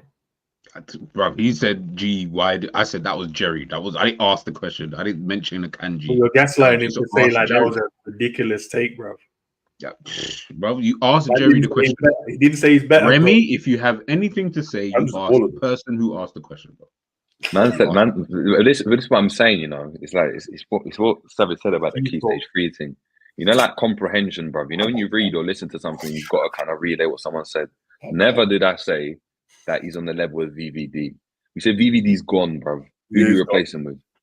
Who do you replace him? Gahey? Do you want Gahey? Who else? Who's popping at the moment? Exactly. And if you could have chosen a Kanji, I agree with you, bro. He's cold. I think that is dope, man. Like if Liverpool replaced him with a Kanji, I think that's it's a solid option. The same way if you replace him with Schlotterbeck or Gvard or whoever, innit? I think that's a solid option. I think he's one of the best right at the moment, innit? Like, hey, there's one guy that looks like we might get is that Bramthwaite, innit? So. But see, what I would do, is, like I said, I would get in a Kanji and then bring in a Bramthwaite like that anyway, because we need to get a left-sided. That's what we wanted to do anyway. So if Virgil van Dijk was to go today, then you'd get someone like a Bastoni or a Kanji or Schlotterbeck or whoever, and then you go and get someone else in it. And if we're gonna get Braithwaite for like 30 mil or something, that's calm. That can be the guy in it. Then you got the 4 centre backs, 5 Everton or will sell whatever. him into us, blood. I don't know where man to get this not happening. But One, let's sell him, man. That'll be Sell him. jokes. I hear the dreams and like, it's never happening. But Sell him. No, that's jokes. Yes, Nick. Yes. I will be doing. He's retiring on the 8th of October due to the Make fact sure that I'm he was about, number please. 8. So I will be doing a stream on that day for what? when he does. What do you mean for what? Do you know what? Anyways, That's- you, that ends, just yeah. invite me, please. Yeah, when Yes. we. No, but what? Yeah. Surely you do a stream when he left Barcelona, not when he retires. No, But he's no, been no. playing with fruit vendors for the last 3 years, bro. Like, what? We're not going to And take. he's retiring today on the 8th, Savage. So I'm going Yeah, to for do me, he it when retired he when he retires. left Barcelona, blood. Like, yeah. Well, technically he didn't because he retired on the 8th of you're October. not counting that football he's been playing with carpenters and that, blood. I've never. Bro. Yes, I am. Same way I'm counting Ronaldo playing in the flipping Saudi league is the same way I'm counting this. Nah, bro. Man ain't never come in and said, you see what Iniesta was doing against them electricians earlier. Says Never. who? Listen, I'll be watching them videos of Iniesta with them fruit vendors. Trust and believe, bro. Trust and believe. Nah, it's terrible. Respect our player, please. You know what I mean? Yeah, He's not your Jesus player, but he Christ. belongs to another team, bro. Respect our legend, man. Barcelona legend. Yeah, Spanish like, legend, man. Top man. Yeah, that's man. why people go and watch Inter Miami right now. You know what I'm saying? Messi, you know what I'm saying? Yeah, Just man. People like respect them. Iniesta and that, man. You know what I mean? Barcelona, man, don't stand on their word, blood. 1 minute of Catalonia, next thing, you know what I mean? Make your mind up, blood. The man's only been playing for Anyways. Spain, blood. Anyway, my bad. Focus on Real Madrid Anyways. trying to win a game, bro. Yeah, you know. Yeah, true. There is no player, by the way, honestly, none. Like there isn't one player that I am putting in the Premier League who's even remotely close Not to close. what Iniesta is. So let's Of end all that time? conversation. Yeah, it's like Stylish there's player. no No, Premier I'm just asking. All right. Oh yeah. yeah. Sorry, sorry, Dave. Yeah, I got me triggered. Yeah, I got me Sorry, triggered. sorry. Got me I triggered. told you, Sorry. Barcelona fans, that I don't need your snobbery, bro. I'll just ask the question. What was that other pro? Who was it? Promo asked about the pro clubs, and you have to ask the man then, bro, when they decide to get the game. What's What did he say? Pro clubs. He said, "Are you guys going to do any Oh. pro clubs content?" But Ben's already got a team, blood. I ain't even got the game, and he's got a team already, blood. So ask him about Wow, his Enz, you really do like moving on your own in this Yeah, thing. man. Priory Court All Stars and that, blood. You know what I mean? Can we? But what you know what I mean? When we do the Orphan boys content, and that. I need my. String vest and do-rags and that. You get me? That's a string vest and do rag. I'm just saying something. You know what I mean? I need my centre midfielder, bro. So when he gets the game, then we'll run it. Who's that? You, bro. Bro, I played the 10, bro, and I don't know why you think you're We're not playing in the 10. I'm cooking. Nobody, bro. No disrespect in that. You're cold on our team, but no one rates you in the 10 on our team, bro. That's my spot, bro. Everyone rates you in front of that. No, it's true. He knows it's true as well. Every time I'm trying to take my spot, bro. You play for your private court team, man. It's fine. I understand, bro. No, but I'm playing the 10, bro. I cook in the 10, bro. Yeah, I hear that, but when there's no evidence and you're just saying it, then okay, blood. No, I don't know that.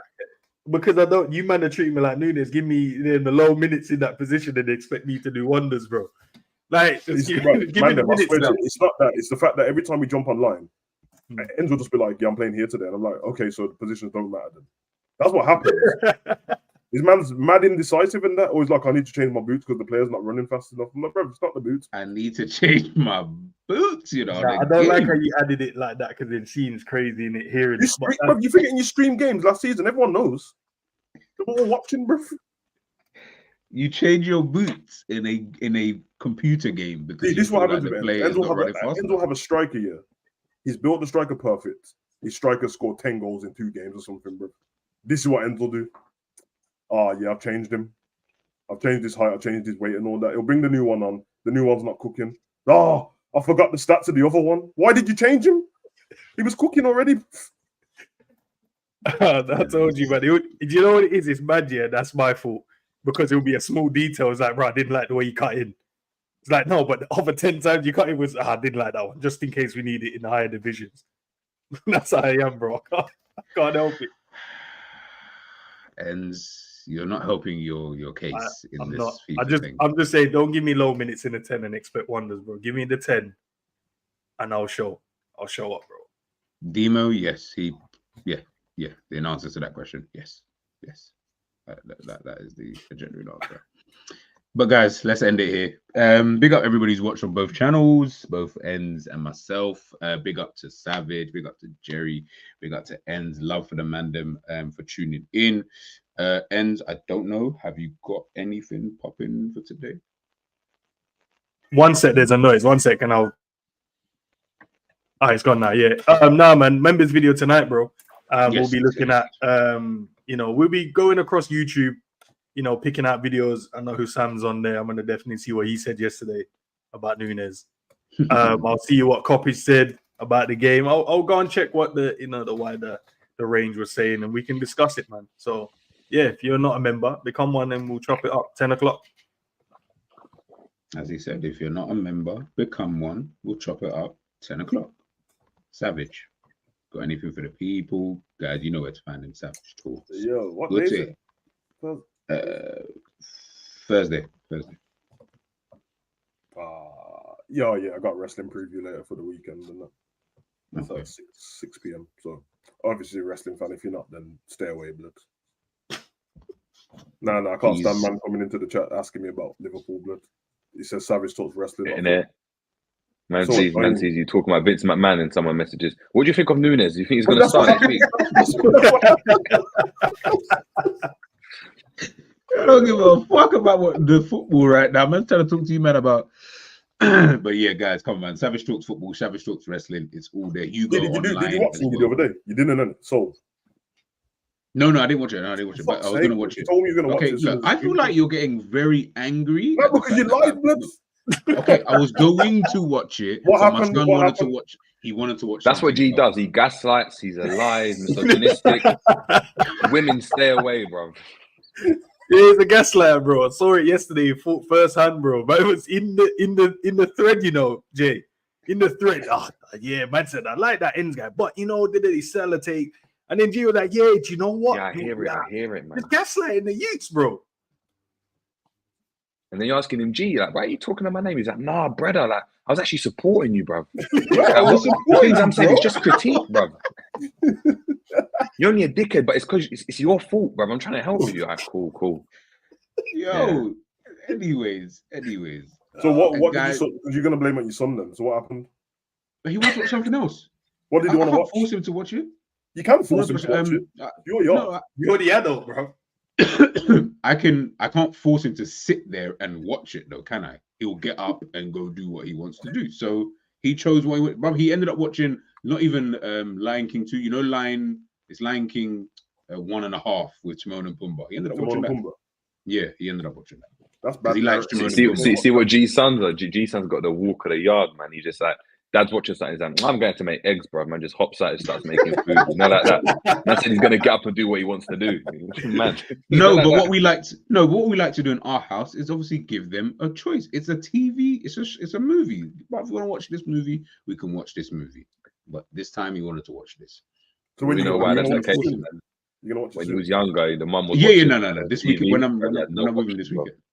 Yeah, bro. When I was younger, there is no option. These times my dad's watching Thunderbirds and that. I don't want to watch fucking Thunderbirds, bro. I don't watch something else. But I'm watching Thunderbirds, bro. So Thunderbirds was a dickhead thing, blood. Man on Tracy Island and that, blood. I swear. Bro, I never got it, I never got it. I never understood it. Brother, why? You know what it is, bro? Because G said his dad and that. Obviously, when your parents watching it, that means they were watching it when it first came out, bro. Yes. By the time you're old enough to know what it is, bro, you're just looking at them like, so what? You can't see the strings on the puppets, no? Hold on. So why was G's dad watching Thunderbirds when G's young, bro? That's the question, bro. He's got the control of the TV. Man, sitting there. I'm coming back from football or something, and this brother just sitting there like just or something, man, or flipping Poirot or whatever. Man was like, "No, I'm gonna clap." Nah, G was probably gaslighting his dad. Nah, it's a cold show, you know. Bro, I promise you. I promise you. Yeah. Anytime that my dad used to put this on, I used to sit there and think same thing that Savage said. Like, but there's strings, like bro, on, you can see the strings. Like you can see the strings. You know when my man does the thing, but the countdown is like Thunderbirds I go, and then you watch the ships come out. I'm like, that's clearly a toy, blood. Like that's not a big ship, blood. That's such a cold program, bro. That you can see. Yeah, man, that's the thing. I get it. The reason why I get why your dad done it though, because now I'm older, bro. Like some of my favorite stuff when I watch them back, I'm like, oh, for fuck's sake, but like I can see what's going on here, bro. Like when I watch Keenan and Kel back in that, bro, now I can tell that it's a set, bro. Whereas when I was a kid, it looked like a real. Bro, I was watching the one when he when he gets his head stuck in the bar, bro, at the cinemas and that. Bro. I was watching it the other day. I was like, bro, this is a set, and I can see that you're trying to keep your head stuck in there, blood. Like you're not trying to pull it out. It's long, bro. Nah, I used to always think as well. Like, why is everything downstairs, bro? Why have I never seen upstairs? Yeah. Why have I never seen him walk up the stairs?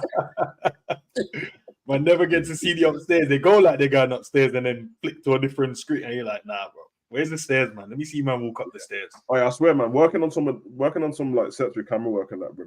When you see the trickery behind the scenes, like, raw. These things are not.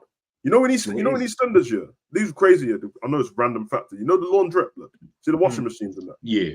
Obviously, they just look like regular washing machines. You know, there's somebody behind the thing spinning it. Yeah, that is joke. Yeah, but like behind the. You couldn't just get a door washing machine. Bro, it's a joke, man. Bro, behind one of the washing machines, there's a door, and it leads you to the pub, bro. And the thing is, meanwhile, we're watching it, and the Queen Vic's across the road, bro. But behind the scenes, it's behind the washing machine. It's a joke. I don't know if you've seen it, but I saw someone break into the set and that, and they were like, "What is this?" Yeah, I'm at the old and at the Vic. They went into the Vic, bro. The Vic was half, like it was cut in half, bro. I'm looking around, I'm like, hold on, why am I seeing outside for?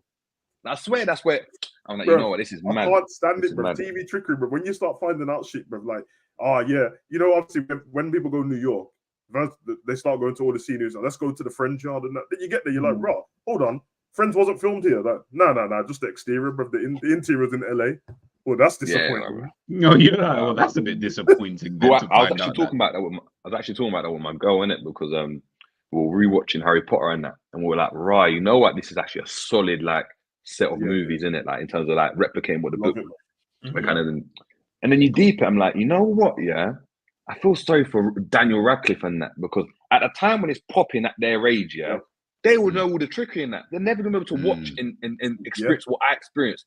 They're there thinking, bruv, Hagrid's a flipping, bruv, that's just a flipping superimposed mechanical brother, bruv. And they just superimpose his face on the thing. He don't even exist. My man's a little small, like 5'5" brother, bruv. That's like don't even exist. Because you know in Avengers and that, obviously Mark Ruffalo's Hulk in it, but on the set he's walking around and he's got like a broomstick stuck into his back, and then the Hulk's head on top of it, bruv, and the rest of his body don't exist. Same with Thanos, bruv. So I'm just like, this is. I feel like you are spoiling quite a lot of TV movies for me, guys. Do you thought it's real? Can I end it on a good? Can I end it on a good note? Yeah, please. Darwin Núñez has been nominated for Goal of the Month for September.